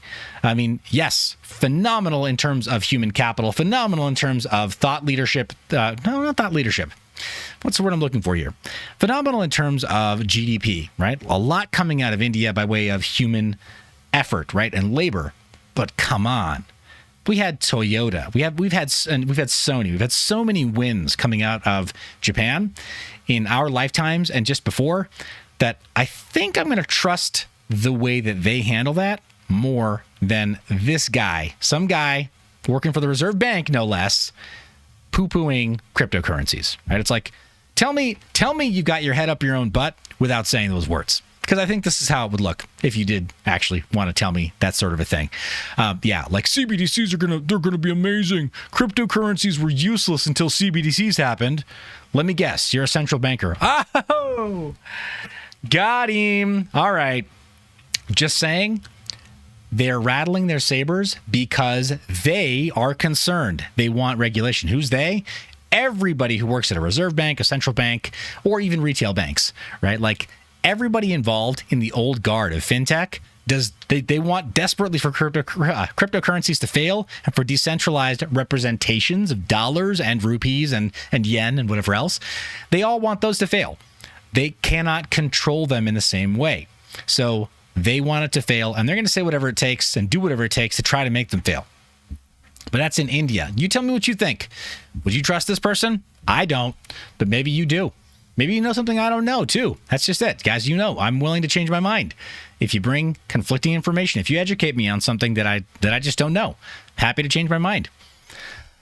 But let's see. Lawmakers introduce a bill to include crypto in congressional disclosures. I think this is something that kind of speaks to the opposite as well. I think what we're admitting here in the United States is that crypto is here to stay. Tom Crown is in the chat. Oh, my gosh, chat. Leave an emoji for Tom. Leave a crown emoji for Tom. I think that's pretty great. That's so great. You've got like you got your own emoji. There is no Seth emoji. Tom, thanks. You had to come here to remind me of that. My gosh, he gets his own little crown emoji, right? You guys know what I'm talking about. But leave some crowns in the chat for our buddy Tom. And he says, whoa, how do you enable that little rules thing? Never seen that. We'll have to go over that in Austin, man. But it's in the dashboard when you set up your live stream. So you can set either slow mode or you can decide whether or not somebody needs to be a subscriber for a certain duration of time. Anyway, it's good stuff. But yeah, lawmakers introducing a rule to include crypto in congressional disclosures. Why is that important? Well, because they need to disclose how much has been donated under certain circumstances for certain campaigns. And so to be able to include cryptocurrency is a step in the right direction. Does it make it legal tender? No. But it does make it legally recognized as consideration. What is consideration? It's going to be our little vocabulary word for, well, one of our vocabulary words for today. Consideration just means value. Just value transferred in exchange for something else, right? In consideration of something else. But it has value, right? And that kind of helps establish a fair market value for consideration. Case in point, maybe you are a lobbyist group. I'm not going to name names, but maybe you're a lobbyist group that typically gives an annual donation of $5 million to your favorite political party. But instead of giving $5 million this year, you give X number of Bitcoin. So that X number of Bitcoin, it doesn't necessarily mean that the market is going to value it that way. The point is that you've now given something of value. Yep. So Paul Doherty says it's the stuff you pay in a contract. It's true, right? And that's why contractually, that's why we have to say, like, instead of saying money or instead of saying value, we say consideration, right? So it's a legal term. It's legalese to help communicate the concept of value. That's it. That's consideration. And in my mind, seeing this right now, seeing them introduce this bill to include crypto in those disclosures means that they're not giving it legal tender status, but they are saying, now we recognize crypto as consideration for these donations and for any kind of fundraising that takes place on Capitol Hill. I think it's a huge step in the right direction, especially for those people who work in the public sector. Totally fitting that they would have to disclose public donations on a public ledger like Bitcoin or Ethereum, right? That kind of fits, I think. I think it's one of the better hand-in-glove moments for crypto. But moving on, pig slaughtering. It's a big problem. So think of catfishing, but being caught on the line by this catfish, or having this catfish on the line and having them say, "Ooh, this is going to be worth your time," and taking a while to reel in, right? That was totally coincidental, by the way. My camera did that entirely on its own. It was a good visual, though, wasn't it? So anyway, you're reeling in that catfish, and they say, you know what? We need to meet up in person. But before we do that, maybe you could send me some crypto. I really want to be able to, like, take a trip out to see you. Maybe you can, I don't know, send me something. Send me a gift, right? You're e-dating. So I don't know. I've never done this, guys. I'm old school. I met a girl, like, in person, and I told her she was gorgeous, and we dated, and, you know, we kind of did things traditionally. I'm a weirdo that way. I really like the real world. I actually do. For as much time as I spent here, I actually really like the real world, and I like the way it works. In particular, I like the way that worked. I liked meeting and dating and courting my wife. It was fun times. And I still like going on dates with my wife. It's pretty cool. But e-dating, I realize it's a thing. I just don't know how it works. I know people get catfished, though, and pig slaughtering is that motion of getting catfished and having them really, really make you work for it for a while. And they try to make sure that it's a long con job so they can make sure you're good and fattened up like a pig going to the slaughter, and then they get you. So they work this really long con, and apparently this is something that's happening to more and more people, right? The headline here, or the subline here. I never thought it could happen to me because I use tech. I've written software. Like, bro, you think writing software makes you immune to being, like, socially awkward? What? Okay, so, and being taken advantage of by somebody online? Like, okay, got it. But they fell victim. Paul Doherty, she's watching, isn't she? Actually, she's not. She's tending to our garden. My wife has a green thumb, and she loves planting flowers on our property. So she's tending to our garden right now, and she is making her own custom bouquets from flowers that she's tended in our garden. And it touches my heart to be able to see her do that, because it really, like, that's my wife's thing. Anyway.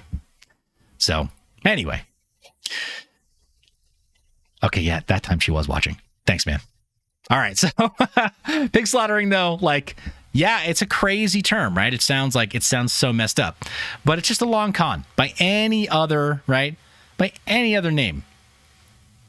It's just a long con by catfish to try to get you to expose yourself more, or like expose more of your OPSEC attack surface.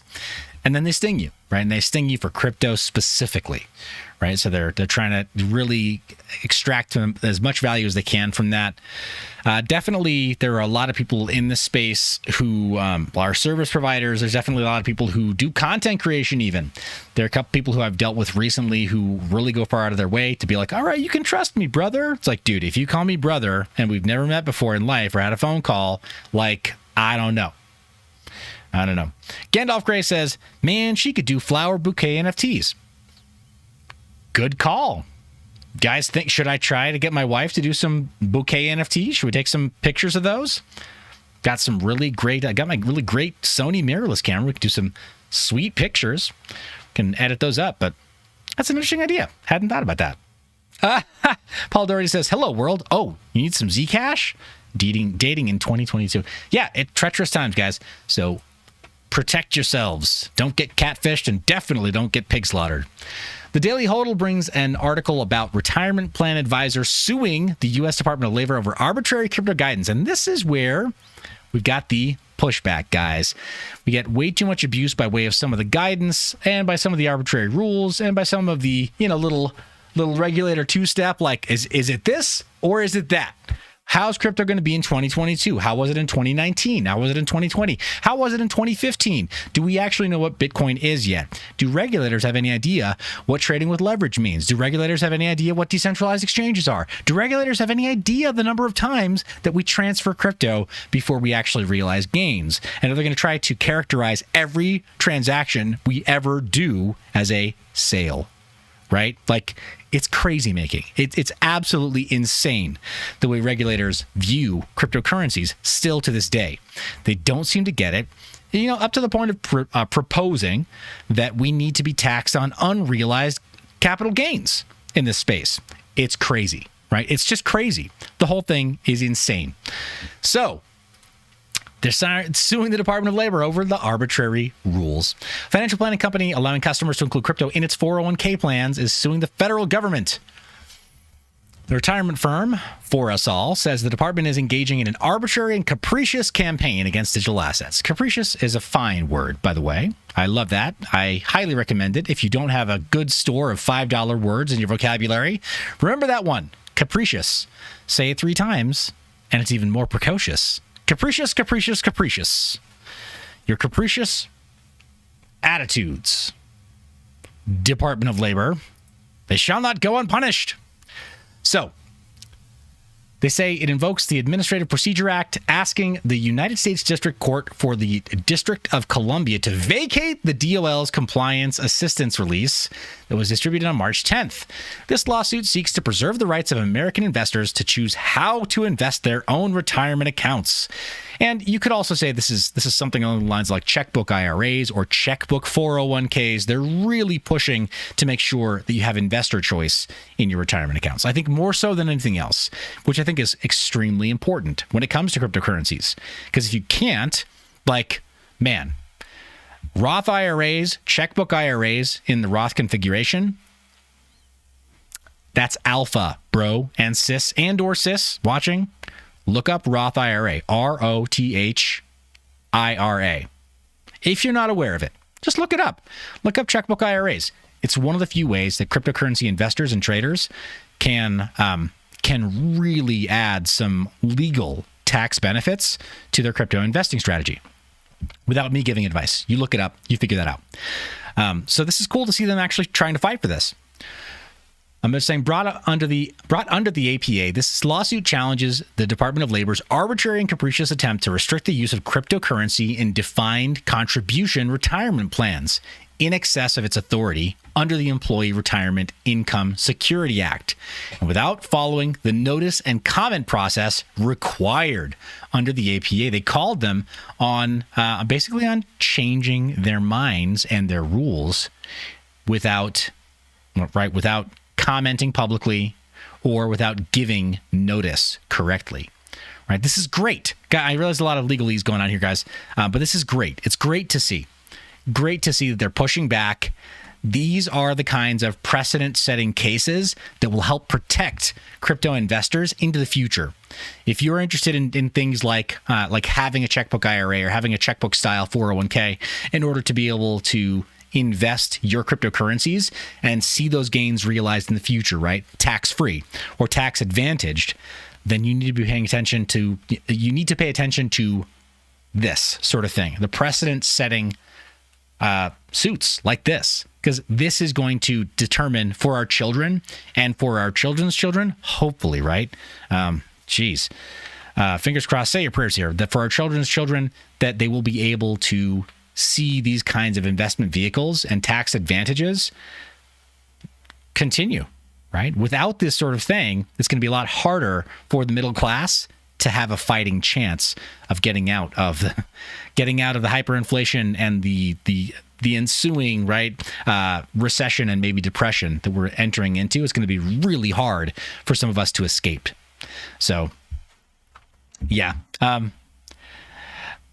Golden Wolf asks, who has trustworthy crypto Roth IRA? That's a great question. I can't give any kind of recommendation on that on the live stream, guys. But what I can say is that if you're watching this live stream, if you're watching this channel and you're wondering about like, hey, how can I legally decrease my tax liability? Spoiler alert, that's one of the biggest ways, is to find what was previously a legally sound way of decreasing your tax burden in your retirement years, and then see who is offering a crypto, a value-added crypto investment vehicle to some of those legal tax-advantaged savings accounts and retirement accounts. So just throwing that out there, guys. Not advice on my part. I'm just asking you to do some research in that direction. So yeah. Anyway, great to see them trying to set legal precedent for this, though, and fight for our rights to have tax advantages to crypto investments. Huge. This is huge.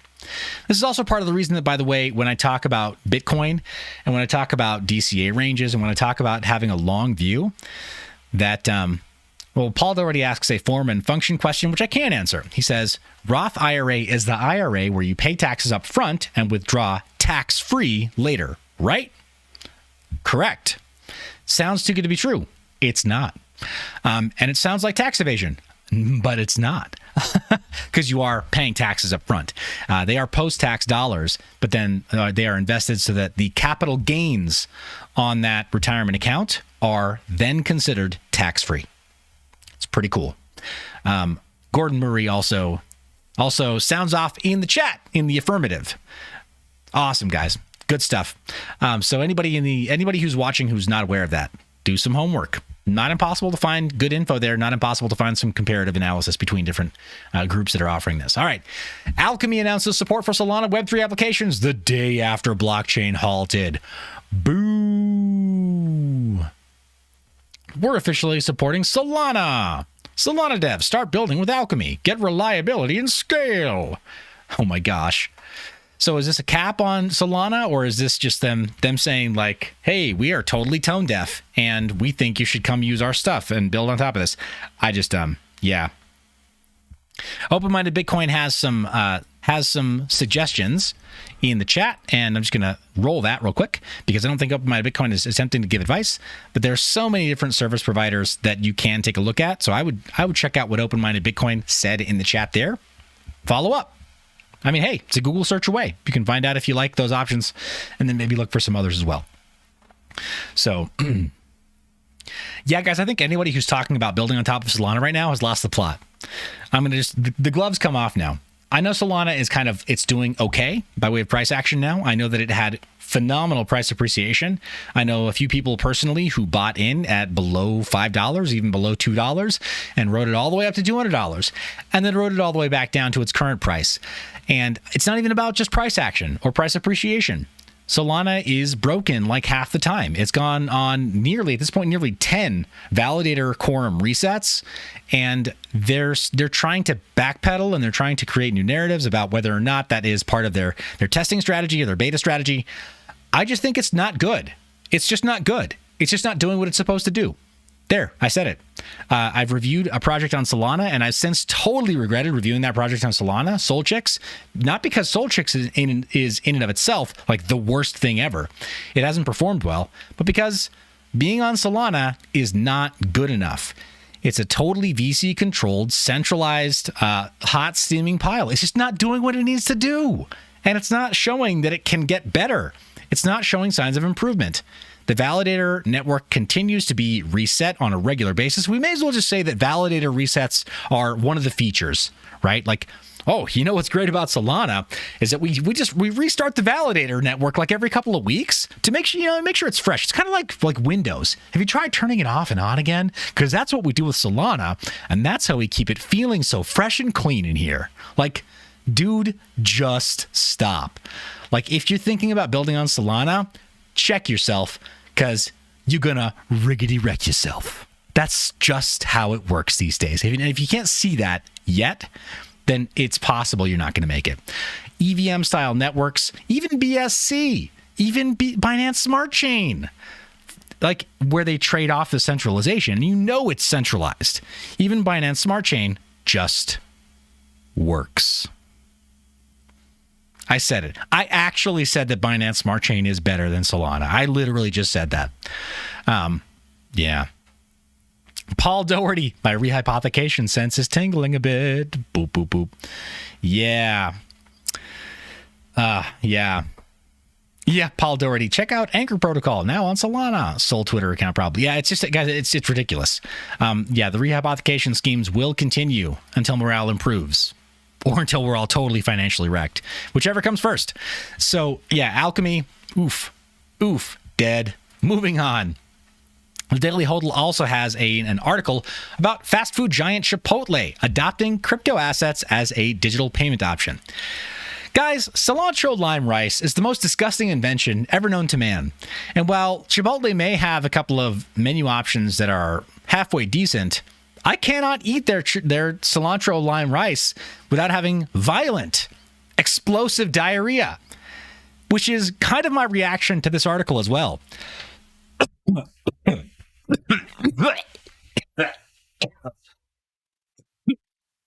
Oh, excuse me. I had to get over the revulsion. I don't care if Chipotle allows for crypto as a digital payment option. I just don't. Offer gift cards and let somebody buy it at a site like coincards.com. That's just Sean, New World Crypto, I think comment of the day says Solana is the McDonald's ice cream machine of blockchains. Just go through the drive-through later. Maybe it'll, it's going to be fine. It'll be okay. But guys, Chipotle, I don't care that they're adopting cryptocurrency. Just like how I wouldn't care that that any other fast food place is adopting cryptocurrency. It just doesn't matter. It's immaterial. Like, good job, Chipotle. Maybe you won't die when the economy completely tanks. That would be really nice to see.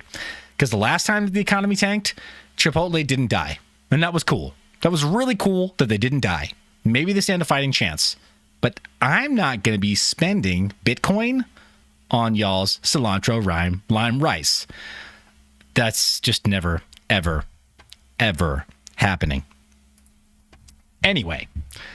So, yeah, sorry to go there, guys. I needed to give an object lesson as to how vehemently I oppose this news. I just don't care. That's how little I care. I could not even give two poops. And second to last bit of news, guys. We've got the Bitcoin miners in New York urging the governor to veto a moratorium passed by the state. Basically, it's become extremely anti-competitive and anti-friendly towards Bitcoin miners in the state of New York. Not good. Really not good.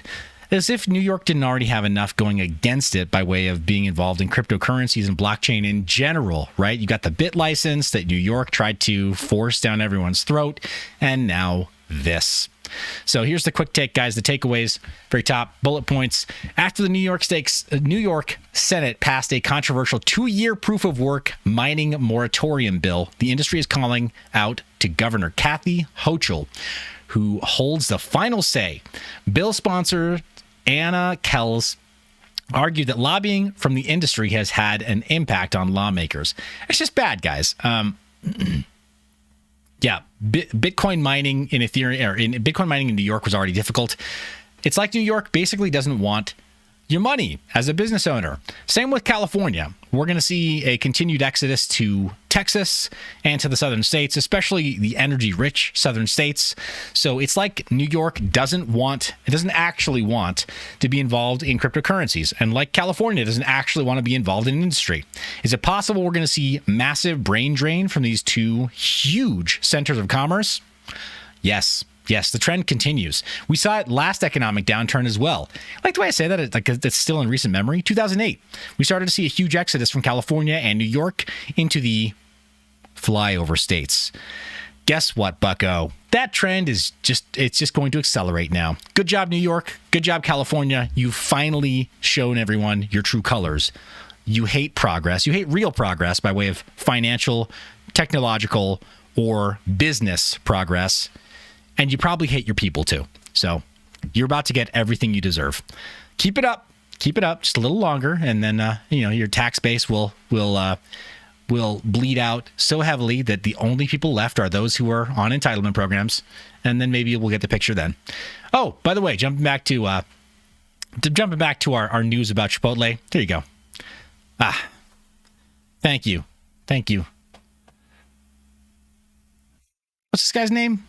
Yeah, old guy. That's his name. All right, moving into a little bit of a tutorial, guys. I want to finish off today's live stream. We've gone on quite a long time. Thank you so much for being here with me on an extra long but extra special live stream, talking about all things markets, all things, the latest news, so much to go over. And there was even more, guys. The cryptocurrency news cycle has really picked up quite a bit in a way that I didn't really expect without us having positive price action in Bitcoin, whatever else. So I appreciate you being here, hitting that thumbs up. I appreciate you sharing while we're live. I appreciate you and your support as we continue. Paul Doherty reminds me that that's Clint Eastwood. And I'm like, is that guy dead yet? I totally drew a blank. You know what's funny? I saw a movie with his son Scott in it the other day, and who's really become quite a good actor. But anyway, Paul Doherty says he was younger in the past. I know, right? Like, I'm thinking spaghetti westerns. I'm thinking like Sergio Leone, right? Sergio Leone movies with Clint Eastwood in them. That guy I remember. I'm like, oh yeah, it's Clint Eastwood. This old guy, I'm like, dude, who's that? Anyway, so guys, appreciate you being supportive all the way to this point in the live stream. It means so much. It really does. We're getting so close to crossing 18,000 subscribers here on the Mind Your Biz channel, and we're not done. We're not stopping. No, we're not. We're not even slowing down. Guys, the Get Some Coin channel, just so you're aware, that was an acquisition. That was a shameless acquisition on my part. I found somebody who straight up 100% I view as a scammer. And you know what I did? I said, hey, scammer, please get out of here. And they were like, oh no, I can't shield crap coins anymore. I was like, yeah, I know the market's getting tough, right? So I bought their channel. And I said, you know what I'm going to do? I'm going to make good content where you used to make crappy content. And I think I want to keep doing that, guys. Possibly. We'll see how it goes with Get Some Coin. But I want to admit to you openly, that's why I have that second channel. And that's why I wanted to start making content over there as well in that way. But now you know. Anyway.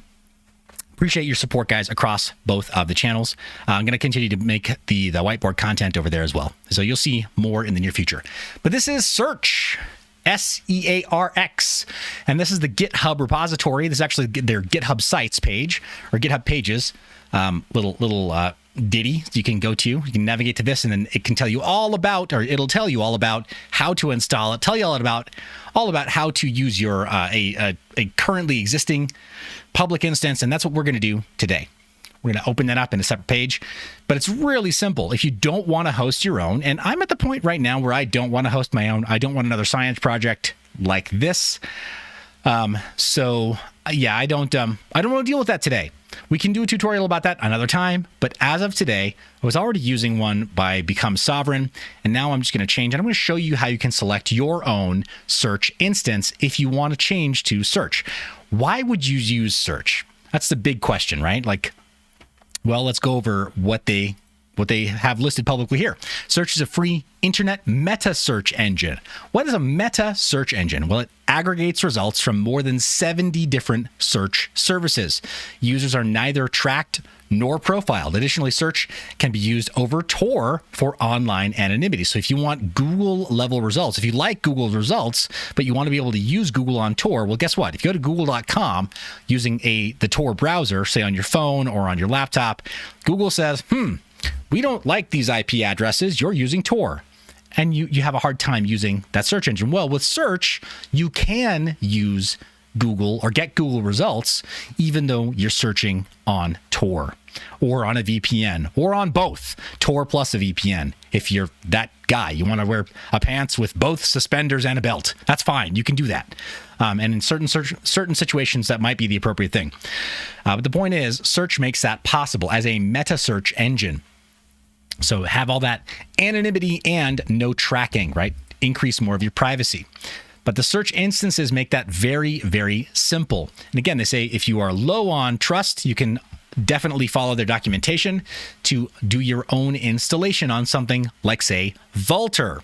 And if you like Vultr, if that's a service that you're willing to use, like DigitalOcean or others, I can give you a code down in the description of this video for a huge credit. Unless I'm not mistaken, I think I can still give you a $50 or $100 credit over at Vultr so that you can launch something like this essentially for free. You will have to fund the account by a little bit, but then that credit will be applied to your account and you can run your own meta search engine based on search essentially for free for well over a year. So you're welcome. Don't say I never did anything for you. I'm just not going to go through the full installation process. I'm going to show anybody else who doesn't want to install it how to do it with free public instances. So follow to the search instances page, which is just search, SEARX.space. And you'll see this huge list. I'm going to go ahead and make that text size just a little bit bigger. Actually, I need to decrease the text size because it doesn't have horizontal scaling.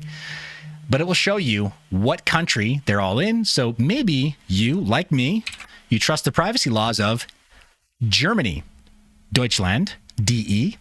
Maybe you trust that a little bit more than using a search engine in the United States. Maybe that's not your pleasure. Maybe you'd prefer to go to some place in China, maybe, or Singapore.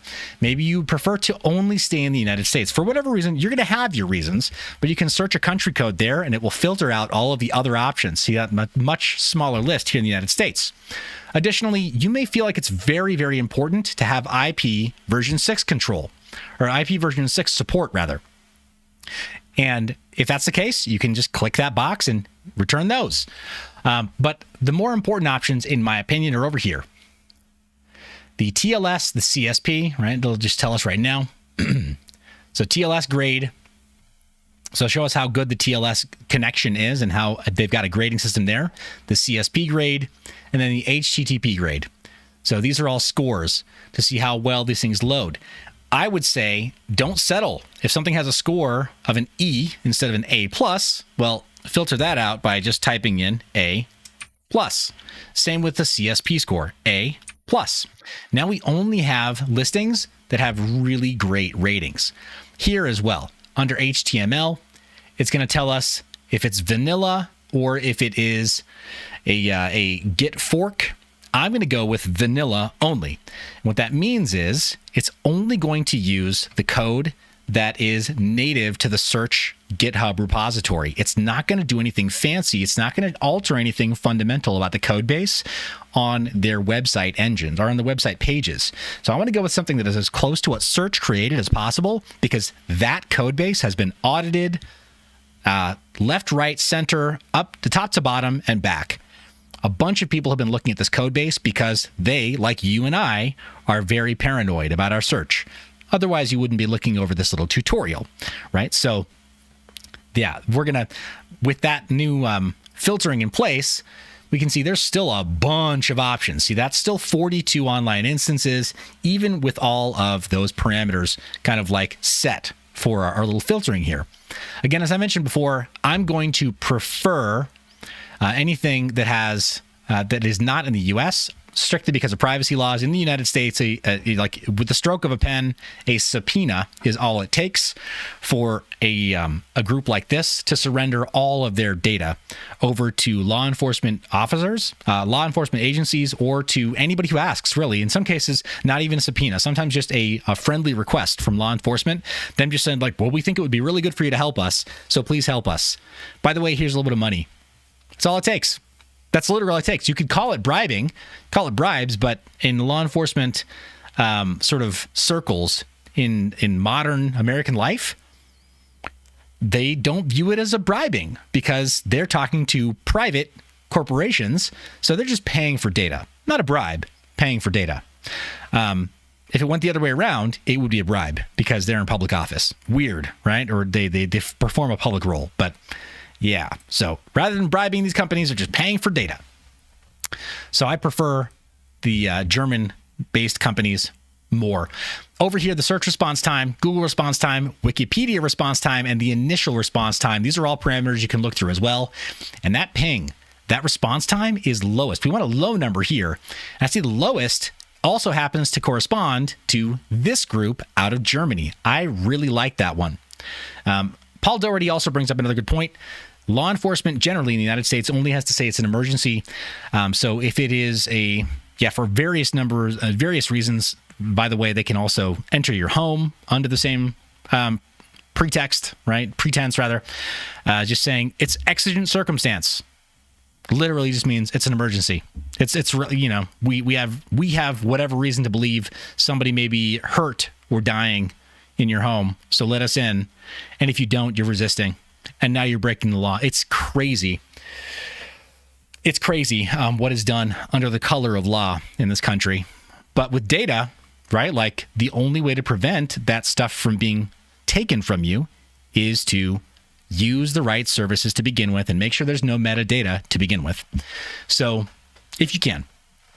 But very top of the list, I see this particular instance. This may change in the future, but these guys are doing really well right now. There's also this one in the United States, and then so many others. This one in China, which I'm a little bit less happy to go there. I don't think I want my searches going into China for now. And then several others as well. But you see all these options here. You can choose any number of them. Any number of these options are available to you. And then you can right click or just middle click on your mouse, open it up in a new tab. And you can also see this one. It's very, very nice theming. So when you go to these instances of search, it looks like so many other search engines, right? It's very, very simple. Yeah, very simple with UI enhancements. There you go. Simple theme. That is also dark. I think it happens to have sensed that is the setting on my browser. So I mean, it's pretty straightforward, but let's go for that very, very simple search. Go with milk. Now, what does milk come up with? First off, there are no NSFW options, right? There could be. If we didn't have any, if it was no holds barred, there could be, right? But pretty straightforward. WikiList, they've got their own WikiList option there. And then, Wikipedia, which they prefer to serve first. They've got that cached. A lot of options cached here. And then Encyclopedia Britannica, as well as IMDb, a movie called Milk. Pretty straightforward stuff. Nothing edgy here at all, right? I can actually do this live and not worry about it. That's my point. Now, did any of this come up in a foreign language? No, it did not. They've got all of the parameters set to prefer English, or bare minimum to be able to see that based on the location that I'm broadcasting from, either my VPN or the IP address of my browser, that it just figured out that I would need English, right? It didn't mess up. My good friend who runs Become Sovereign is still dialing in his search instance. And so it was not very usable for me at that time. So I'm just using this because this seems to work. It seems to know like where I need to be. Plus all of the value-added tabs. There you go. Didn't find any results there. Gonna find any results? Yep, on music. Milkshake under Spotify. All kinds of other stuff. But very usable as search engines go, I think. Another sort of baseline test, poop emoji. Like, really? this should be about as straightforward as it comes, right? So when you say you're looking for the poop emoji, it should just be poop emojis and nothing else. Same with general. So, yep, Emojipedia, this is what we expect. And then a cached page of an unhosted Wikipedia. So yeah, as well as iStock photo. Everything you would expect to see from such a benign search, right? It shouldn't do anything weird. So here's how we're going to actually add this to our ungoogled Chromium or Brave, or heaven forbid, if you're still on Google Chrome, you should get rid of that crap. Speaking of poop emojis, get rid of that crap. That's Chrome is one giant poop emoji that you double click on your desktop. You can do better, is what I'm saying. So any version of a web browser that's similar to Chromium, that's what we're going to go over right now. You can make this work in Firefox as well, if that's what you prefer to use. So just know, looking out for you there as well. Okay, these are the settings page. This is the setting page of my ungoogled Chromium. So it says you and Google. I'm not actually logged into Google. It's ungoogled. But I'm just going to scoot on down to search engine. You can see I'm currently using DuckDuckGo. I had to revert to DuckDuckGo because I just didn't have anything else ready for this browser.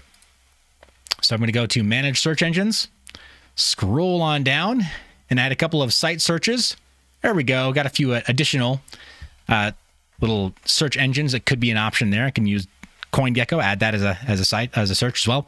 And Become Sovereign was my previous one. I'm going to go ahead and click on the edit icon.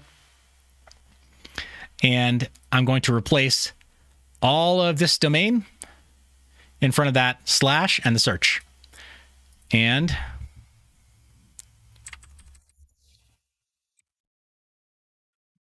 okay. Actually, that's not quite right either. Let me go back to this instance and everything before that, HTTPS, all the way over to the .com. And I'm just going to replace that here. And make sure I don't have two slashes, just one.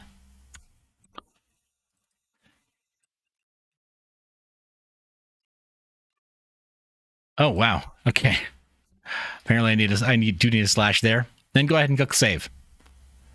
And then click on the three dots and tell it to make that the default.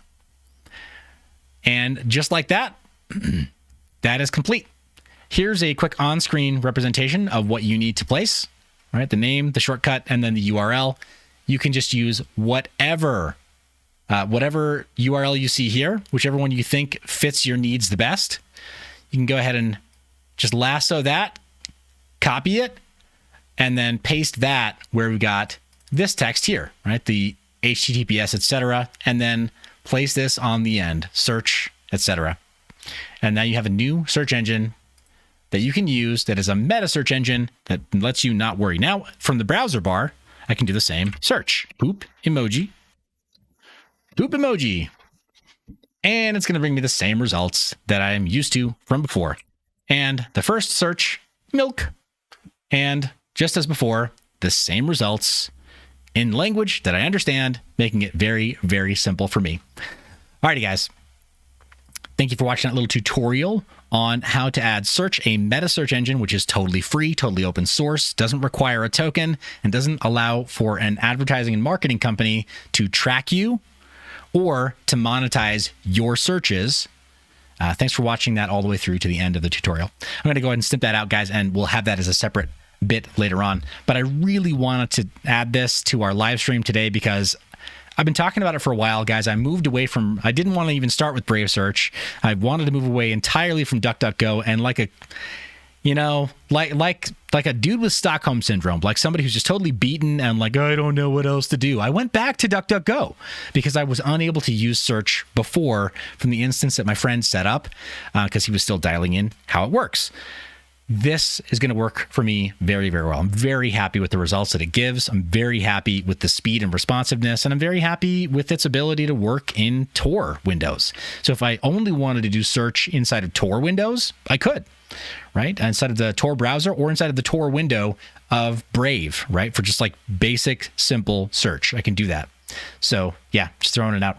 Guys, Bernie is in the chat saying, hey, you streaming, I like your face. Appreciate that, man. Thank you.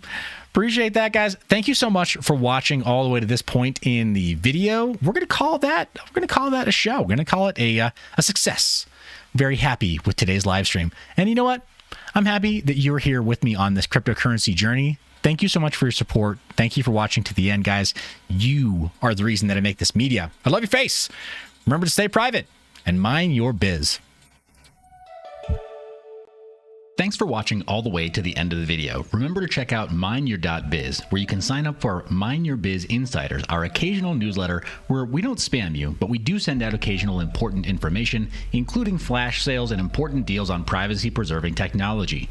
This is one of the ways that we can talk to you without censorship and without the oversight of third-party media platforms. You can also check out the new Mine Your Biz phone, as well as merch or sign up to become an affiliate for anything sold directly on the mineyourbiz website. You can earn a percentage of anything that we sell.